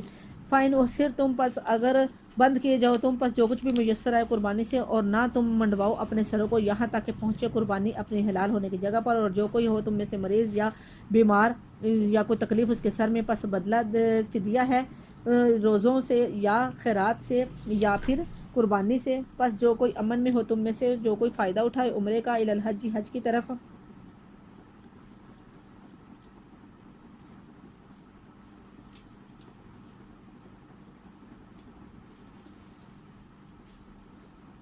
ہاں جی، پس جو کوئی پائے پس روزے رکھے 3 دن کے حج میں اور 7 دن کے جب لوٹے. تل کا عشرۃ کاملۃ، یہ 10 ہوئے مکمل. اور یہ اس کے لیے ہیں کہ نہیں ہے رہنے والے اس کے مسجد حرام کے نزدیک اس کے گھر والے، اور ڈر جو اللہ سے، جان لو کہ بے شک اللہ تعالیٰ سخت عذاب کرنے والا ہے. اب یہاں پر اللہ تعالیٰ نے احرام کی حالت میں نا یہ سر منڈوانا جائز نہیں ہے جب تک کہ ہمارا حج مکمل نہیں ہو جائے گا.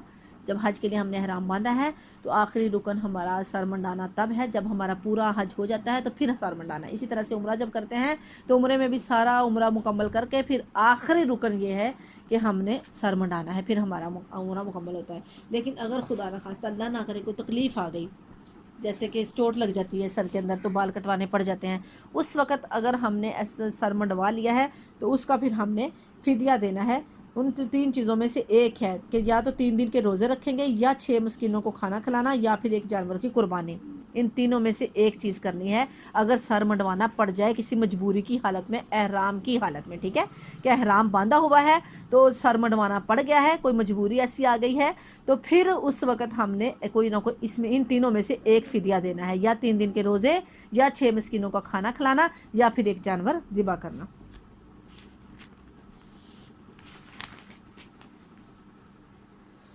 الحج اشہر معلومات، حج کے مہینے جو ہیں الحج اشہر معلومات، حج کے مہینے معلوم ہیں. پس جو کوئی فرض مقرر کر لے، فیصلہ کر لے ان میں حج کرنے کا، پس نہ وہ رغبت کرے اور نہ ہی وہ گناہ کرے اور نہ ہی وہ جھگڑا کرے حج میں.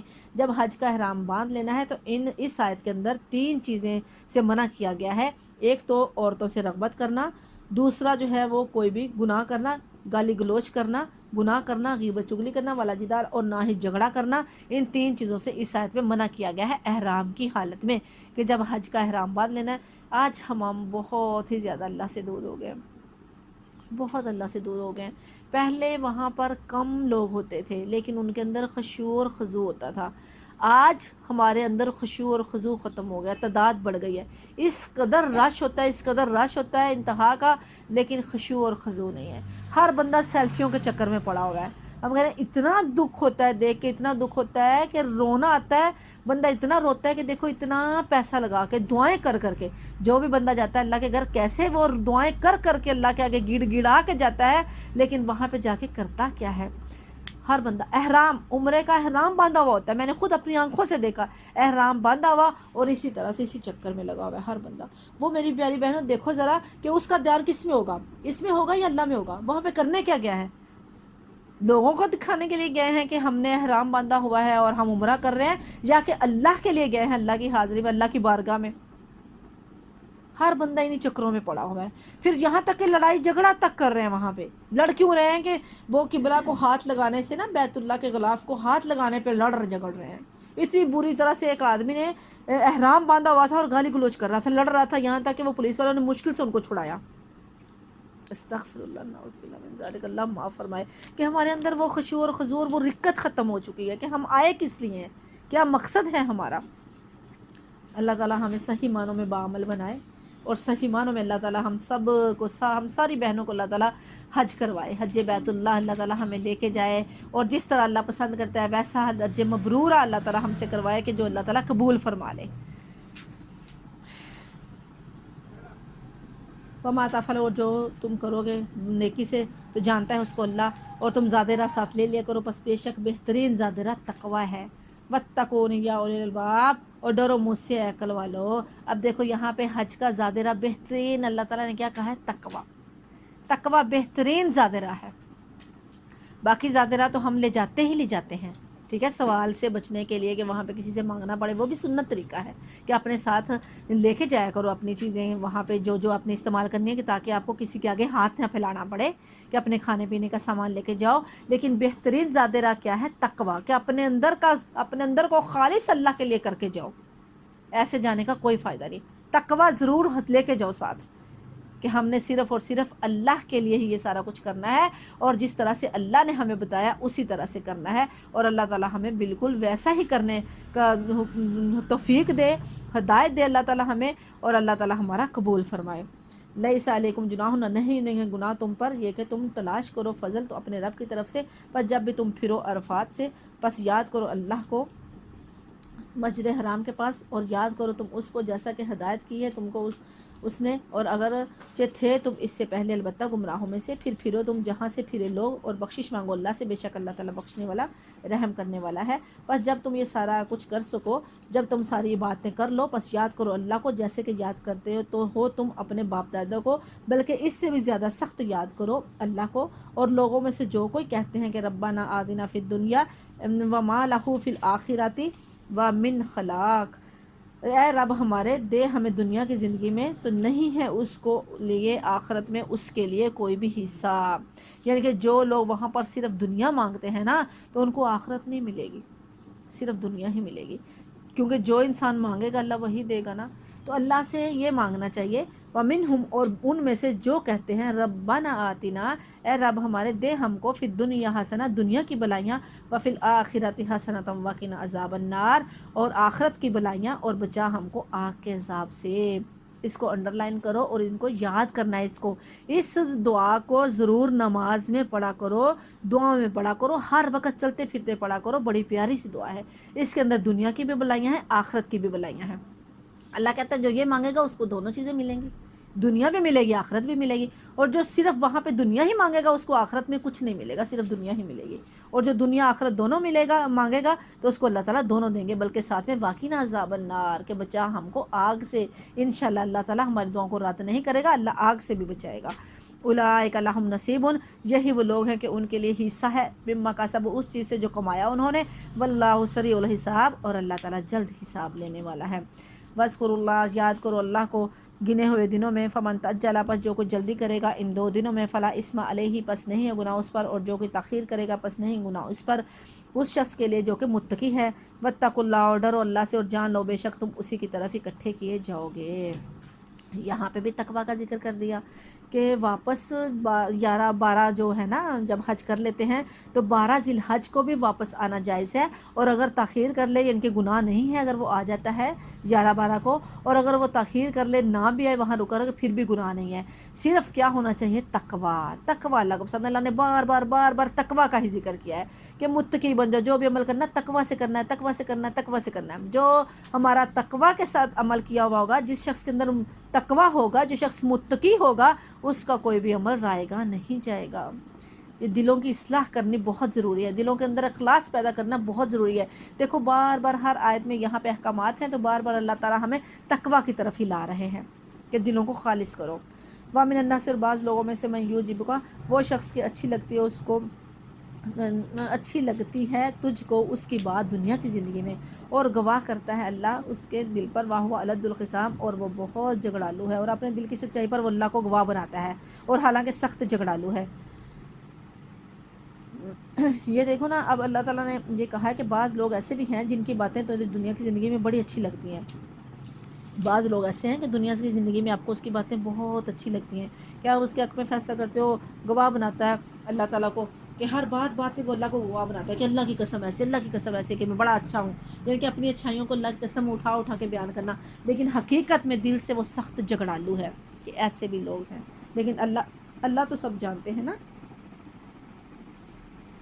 اور اصل چیز یہ ہے، یہ حج کے جو اصول ہیں نا، ان میں سے یہ ہے کہ جو بندہ جھگڑا چھوڑ دیتا ہے حالانکہ وہ حق پر ہوتا ہے، تو اس شخص کے لیے جنت کے اطراف میں گھر بنایا جائے گا۔ یہ حدیث ہے کہ جو شخص حق پر ہے، ٹھیک ہے، نہ حق جھگڑ رہا ہے، نہ حق ہے، جو شخص نہ حق ہے اس کے بارے میں اطراف میں گھر، کہ جو شخص نہ حق ہے تو پھر بھی وہ جھگڑا چھوڑ دیتا ہے، تو اس کو جنت کے اطراف میں گھر بنایا جائے گا، اور جو حق پر ہے، حق پہ ہوتے ہوئے وہ جھگڑے کو چھوڑ دیتا ہے، اس کا جنت کے درمیان میں گھر بنایا جائے گا،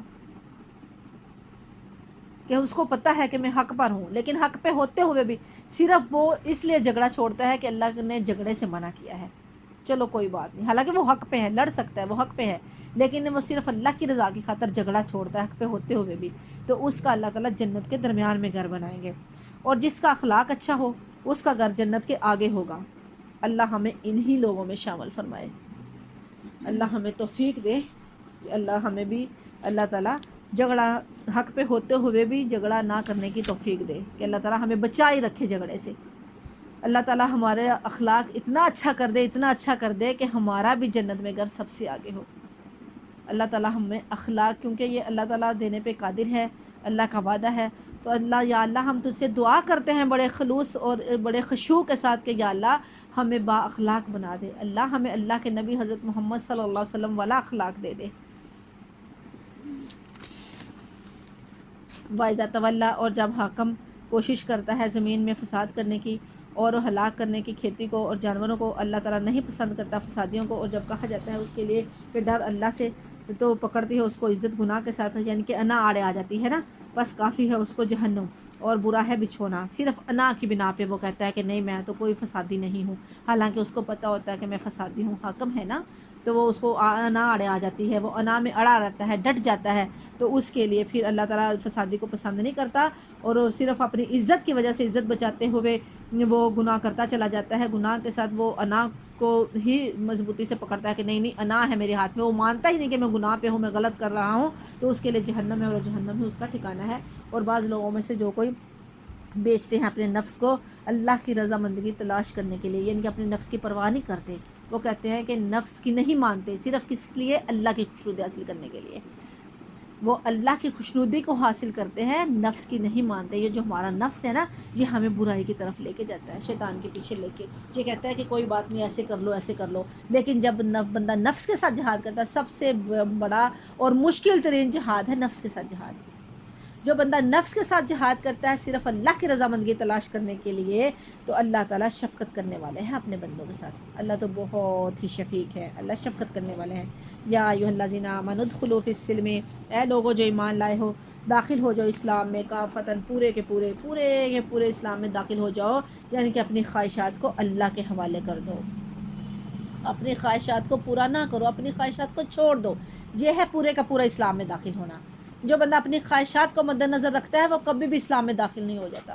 میری پیاری بہنوں، ہر کسی کا ہی خواہشات، یہ خواہشات جو نا ہر کسی کا دل کرتا ہے پوری کرنے کو، دنیا کی جو خواہشات ہیں وہ کیونکہ شیطان مزین کرتا ہے نا، کوئی بھی ایسا بندہ نہیں ہے جس کا دل نہیں کرے گا پوری کرنے کو۔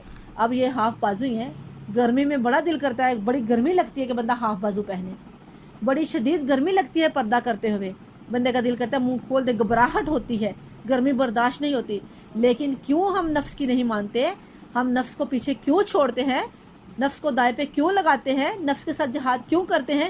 کیونکہ اللہ نے حکم دیا ہے کہ پردہ کرنا ہے اللہ کی رضامندی حاصل کرنے کے لیے، صرف اس لیے کہ یہ گرمی تو چند دن کی ہے، یہ گرمی تو کچھ بھی نہیں ہے جہنم کی گرمی کے بدلے میں، تو جہنم کی گرمی ہم کیسے برداشت کریں گے؟ صرف اس وجہ سے ہم نفس کی نہیں مانتے، نفس کے ساتھ جہاد کرتے ہیں اللہ کی رضامندی حاصل کرنے کے لیے۔ اللہ ہمارا یہ فعل قبول کرے۔ یہ جو ہم کرتے ہیں نا اتنا آسان کام نہیں ہے، لیکن مقصد کیا ہوتا ہے؟ اللہ کی رضا۔ جب مقصد اللہ کی رضا ہو جاتا ہے تو یہ مشکل سے مشکل کام بھی آسان ہو جاتا ہے، وہ پھر مشکل نہیں لگتا۔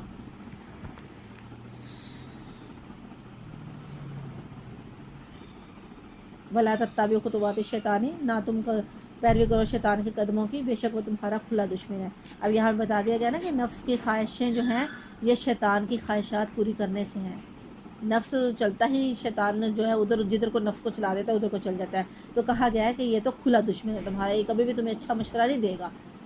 فَإِن زَلَلْتُمْ، پس اگر تم ڈگمگا جاؤ بعد اس کے کہ تمہارے پاس واضح دلیلیں آ گئی ہیں، تو بس بے شک جان لو کہ اللہ تعالیٰ غالب حکمت والا ہے۔ نہیں انتظار کرتے مگر یہ کہ آئے ان کے پاس اللہ صاحبانوں میں بادلوں سے اور فرشتے، اور جو فیصلہ کیا کرتا ہے اللہ تعالیٰ کسی بھی کام کا، اللہ کی طرف تم سارے کے سارے لوٹائے جاؤ گے۔ سارے فیصلے سارے معاملات اللہ ہی نے پورے کرنے ہیں اور اللہ کی طرف ہی تم لوٹائے جاؤ گے۔ سوال کر بنی اسرائیل سے کہ کتنی دی ہم نے ان کو نعمتیں، ظاہر نشانیاں، اور جو کو بدل ڈالے اللہ کی نعمتوں کو بعد اس کے کہ جب آ گئے ان کے پاس، پس بے شک اللہ تعالیٰ سخت عذاب کرنے والا ہے۔ زینت دی گئی ہے ان لوگوں کو جو کافر ہوئے دنیا کی زندگی، اور وہ مذاق کرتے ہیں ان لوگوں کا جو ایمان لائے، اور وہ لوگ جو پرہیزگاری کرتے ہیں ان پر قیامت کے دن، جو پرہیزگار ہیں وہ قیامت والے دن ان کے اوپر ہوں گے۔ اور اللہ تعالیٰ رزق دینے والا ہے جس کو چاہتا ہے بغیر حساب کو، یعنی کہ یہ جو کافر ہیں ان کو لیے زینت بڑی مزین کی گئی ہے دنیا کی زندگی نا، اور جو بندہ دنیا کی زندگی میں پڑ جاتا ہے تو وہ بندہ آخرت سے محروم ہو جاتا ہے، کیونکہ دنیا جو ہے یہ آخرت کی طرف نہیں آنے دیتی۔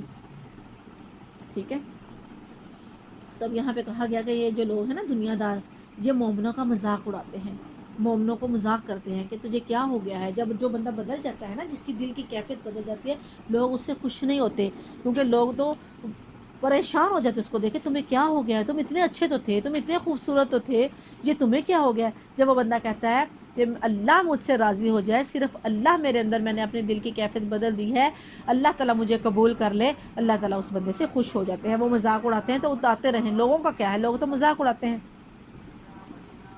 اور وہ لوگ جو پرہیزگاری اختیار کرتے ہیں، پرہیزگار ہیں، وہ قیامت والے دن ان سے بڑھ کر ہوں گے، ان سے اوپر ہوں گے۔ ٹھیک ہے، قیامت والے دن وہ ان سے بڑھ کر ہوں گے، کن لوگوں سے؟ جو دنیا میں پڑے ہوئے ہیں۔ اللہ تعالیٰ رزق دیتا ہے جس جہاں سے چاہتا ہے، بے شمار رزق دینے والی اللہ کی ذات ہے۔ رزق کی خاطر بھی دنیا میں نہ، جو بالکل دنیا میں نہ پھنس جاؤ۔ رزق کس کے ہاتھ میں ہے؟ اللہ تعالیٰ کے ہاتھ میں ہے۔ یہ نہ ہو کہ رزق حاصل کرنے کے لیے دنیا کو ترجیح دے دو۔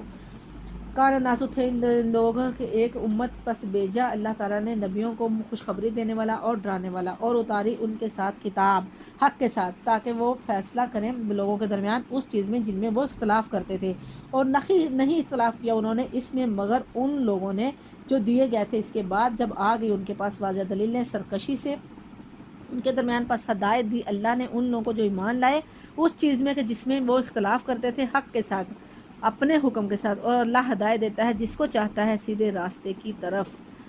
ام حسب تم، کیا تم گمان کرتے ہو، ان تدخلوا الجنت، یہ کہ تم داخل ہو جاؤ گے جنت میں، ولما یاتکم، جب کہ آئی تمہارے پاس، مثل الذین، مثال ان لوگوں کے جو گزر گئے تم سے پہلے، مستہم، کہ لگی ان کو فقیری، تنگی، پریشانی، وزرا، اور بیماری، وزلزلوا، اور وہ ہلائے گئے، حتیٰ یہاں تک کہ یقولا، کہا پیغمبر نے بھی ان لوگوں کے ایمان لائے جو ایمان لائے تھے انہوں نے، کہ کب آئے گی اللہ کی مدد، یعنی کہ پیغمبر اور مومن بھی کہہ اٹھے اس وقت کہ کب آئے گی اللہ کی مدد۔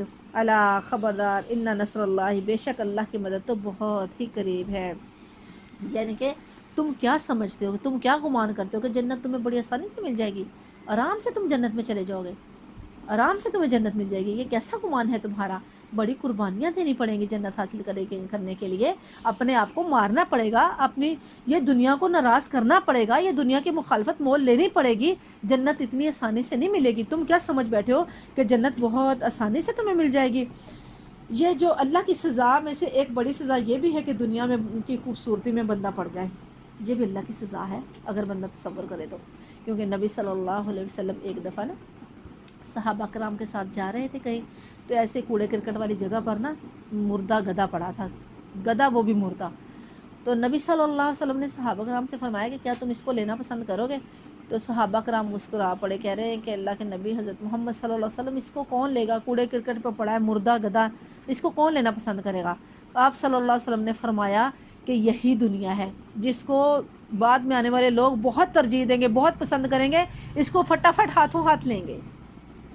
دنیا کو ترجیح دی گئی ہے مردار گدھے سے، وہ بھی کوڑے کرکٹ کے اوپر پڑے ہوئے.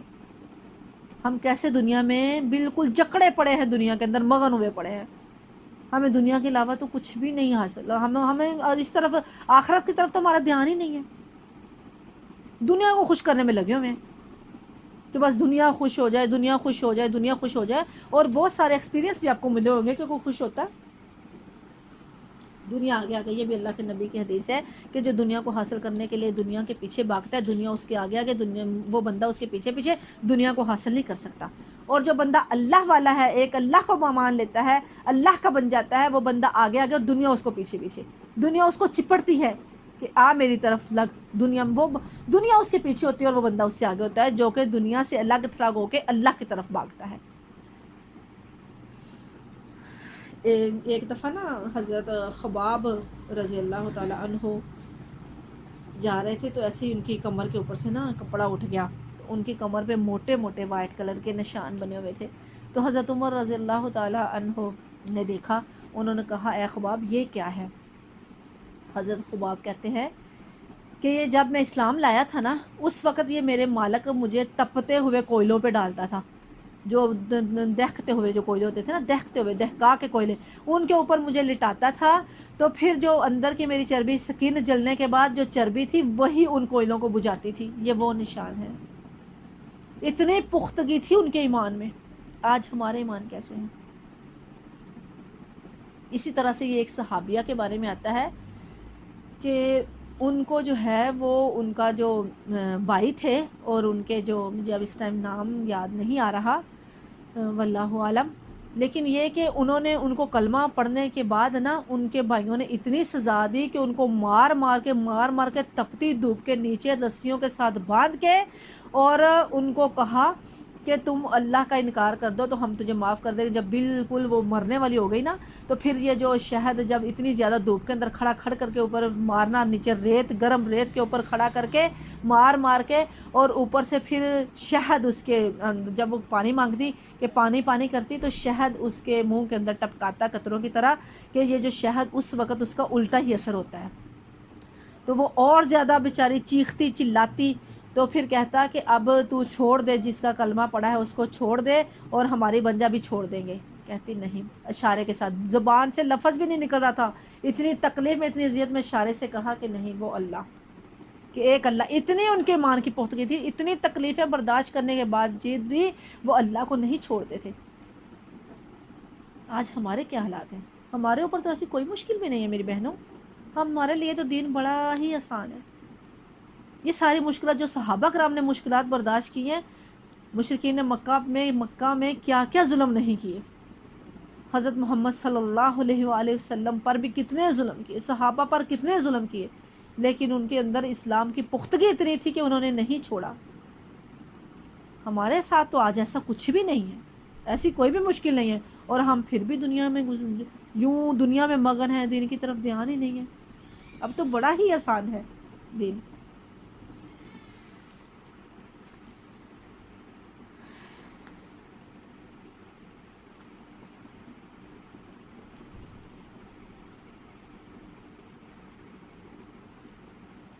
ہاں جی، کہ کیا تم گمان کرتے ہو کہ یہ کہ تمہیں جنت مل جائے گی، تم جنت میں داخل ہو جاؤ گے ایسے ہی؟ ابھی نہیں آئی تم کو کیا تمہارے سامنے ان لوگوں کی مثال نہیں آئی جو پیچھے گزر چکے ہیں، کہ انہوں نے کتنی تکلیفیں برداشت کی، کتنی بیماریاں برداشت کی، اور ہلائے گئے، اتنا زیادہ ہلائے گئے، اتنی پریشانی، اتنی تکلیف آئی کہ وہ یہ کہہ اٹھے کہ اللہ کی مدد کب آئے گی. بے شک اللہ کی مدد تو بہت ہی قریب ہے. یا سالونہ کا وہ سوال کرتے ہیں آپ سے کہ کیا خرچ کریں، وہ کہہ دیجئے کہ خرچ کرو تم مال اپنے مال میں سے والدین کے لیے، رشتہ داروں کے لیے، یتیموں کے لیے، مسکینوں کے لیے اور مسافروں کے لیے، یعنی کہ مسافروں پر خرچ کرو اپنے مالوں کو۔ پوچھا گیا، اللہ تعالیٰ فرما رہے ہیں کہ اے نبی تجھ سے پوچھا جا رہا ہے کہ تم نے کس چیز پر کیا چیز تم نے خرچ کرنی ہے اور کس پر خرچ کرنا ہے، تو کہا گیا کہ اے نبی ان کو بتا دے کہ والدین پر خرچ کریں اپنے مال میں سے، رشتہ داروں پر خرچ کریں، یتیموں پر خرچ کریں، مسکینوں پر خرچ کریں، مسافروں پر خرچ کریں، اور جو کچھ بھی تم کرو گے نیکی سمجھ کر، بے شک اللہ تعالیٰ اس کو جانتا ہے۔ یعنی کہ جو بھی نیکی ہے نیکی سمجھ کر تم کرو گے تو اللہ تعالیٰ ان کو جانتا ہے۔ آج ہمارے کیا حالات ہیں، والدین بیچارے بوڑھے ہیں، ہم ان کو دیکھتے ہی نہیں، نہ ان کے کھانے کا پتہ، نہ ان کے پہننے کا پتہ، کچھ بھی نہیں ہم دیکھتے کہ وہ کیا بیچارے کتنی ضرورت ہے ان کو، کس چیز کی ان کو ضرورت ہے۔ جب مر جاتے ہیں تو پھر ہم اتنا کھانا، اتنے کپڑے، وہ کس کام کے، کسی کام کے ہیں؟ ان کو تو کسی کام کے نہیں نہ آئے۔ جب ان کو ضرورت تھی تب ہم ان کو نہیں دیتے تھے، ہم دیکھتے ہی نہیں۔ آج کل یہ تو عام سی بات ہو چکی ہے نا کہ اپنے بیوی بچوں سے فرصت ہی نہیں کہ ماں کو بھی دیکھیں اس کو کس چیز کی ضرورت ہے، ماں سے بھی پوچھیں اس کو کس چیز کی ضرورت ہے، اس چیز کی طرف ہمارا دھیان ہی نہیں۔ اور جب مر جاتے ہیں تو اس کے بعد ہم اتنا خرچہ کرتے ہیں، اتنا خرچہ کرتے ہیں انتہا کا۔ وہ کس لیے کرتے ہیں؟ لوگوں کو دکھانے کے لیے۔ والدین تو خوش نہیں گئے دنیا سے، وہ تو ناراض ہی گئے، تو لوگوں کو خوش کر کے کیا ملے گا آپ کو جو والدین کی دعائیں ہی حاصل نہیں کر سکے؟ تو جب اللہ کی رضامندگی تلاش کرنے کے لیے ہم والدین پہ خرچ کریں گے کہ اللہ کا حکم ہے والدین پر خرچ کرو، تو انشاءاللہ اللہ تعالیٰ ہمیں بہت دے گا۔ کل ہم نے بھی تو اسی سٹیج پہ آنا ہے، ہماری بھی تو اولاد ہے، آج خرچ کریں گے تو کل ہماری اولاد ہم پہ کرے گی۔ کتب علیکم القتال، فرض کیا گیا ہے تم پر لڑنا، اور وہ ناپسند ہے تمہارے لیے، قریب ہے یہ کہ جو تم ناپسند کرتے ہو وہ بہتر ہو تمہارے لیے، اور قریب ہے یہ جو تم پسند کرتے ہو وہ برا ہو تمہارے لیے، اور اللہ جانتا ہے تم نہیں جانتے۔ یعنی کہ جس کو تم بہت بہترین سمجھتے ہو، جس کو تم پسند کرتے ہو سکتا ہے وہ تمہارے لیے کتنا ہی برا ہو، اور آج جہاد کرنا تمہیں برا لگتا ہے، ہو سکتا ہے یہ تمہارے لیے کتنا ہی بہتر ہو۔ بس تم اللہ کا حکم سمجھ کر یہ کرو، اللہ نے تمہیں حکم دیا ہے تو تم اللہ کے راستے میں جہاد کرو۔ آج یہ صرف جتنی بھی یہ ضلالت آئی ہوئی ہے، آج جو مسلمان اتنا مغلوب اور اتنا مظلوم ہوا ہے، اس کی وجہ جہاد کو چھوڑنا ہے۔ یہ کافروں نے ہمیں اتنا بزدل بنا دیا ہے، ان کو پتا تھا کہ جب تک ان کے اندر جہاد رہے گا تو ہم کبھی فتح نہیں پا سکتے۔ انہوں نے یہ بڑا چھوٹا سا پوائنٹ ہمارے لیے چوز کیا کہ ان کو شکست دینے کا مقصد ہی یہ ہے کہ ان کو کمزور کیا جائے، ان کے اندر خوف پیدا کر دیا جائے، ان کے اندر سے جہاد ختم کر دیا جائے، تو پھر ہم فٹافٹ ان کو شکست دے دیں گے۔ اور آج واقعہ ہی ایسے ہے، مسلمان جگہ جگہ ذلیل ہو رہے ہیں، فلسطین میں دیکھ لو، کشمیر میں دیکھ لو، تو کیا ہے اس کی وجہ؟ کیا ہے پیچھے؟ جہاد کو چھوڑ دینا۔ اگر ہم جہاد کا دامن ہاتھ میں پکڑے رکھیں گے مضبوطی سے، کیا اللہ کے نبی نے جنگیں نہیں لڑیں؟ یہ اسلام کس طرح سے آیا ہے؟ کافروں کے ساتھ لڑ لڑ کر، جنگیں کر کر کے یہ دین ملا ہے۔ تو آج اس دین کی حفاظت ہم جہاد کو چھوڑ کے کر رہے ہیں۔ سبحان ربک رب العزت عما یصفون وسلام علی المرسلین والحمد للہ رب العالمین۔ اس رکوع پہ اختتام کرتے ہیں انشاءاللہ اللہ تعالیٰ عمل کی توفیق دے۔ ربنا تقبل منا انک انت السمیع العلیم، ربنا تقبل منا انک انت التواب الرحیم۔ سبحان اللہ والحمد للہ لا الہ الا اللہ واللہ اکبر۔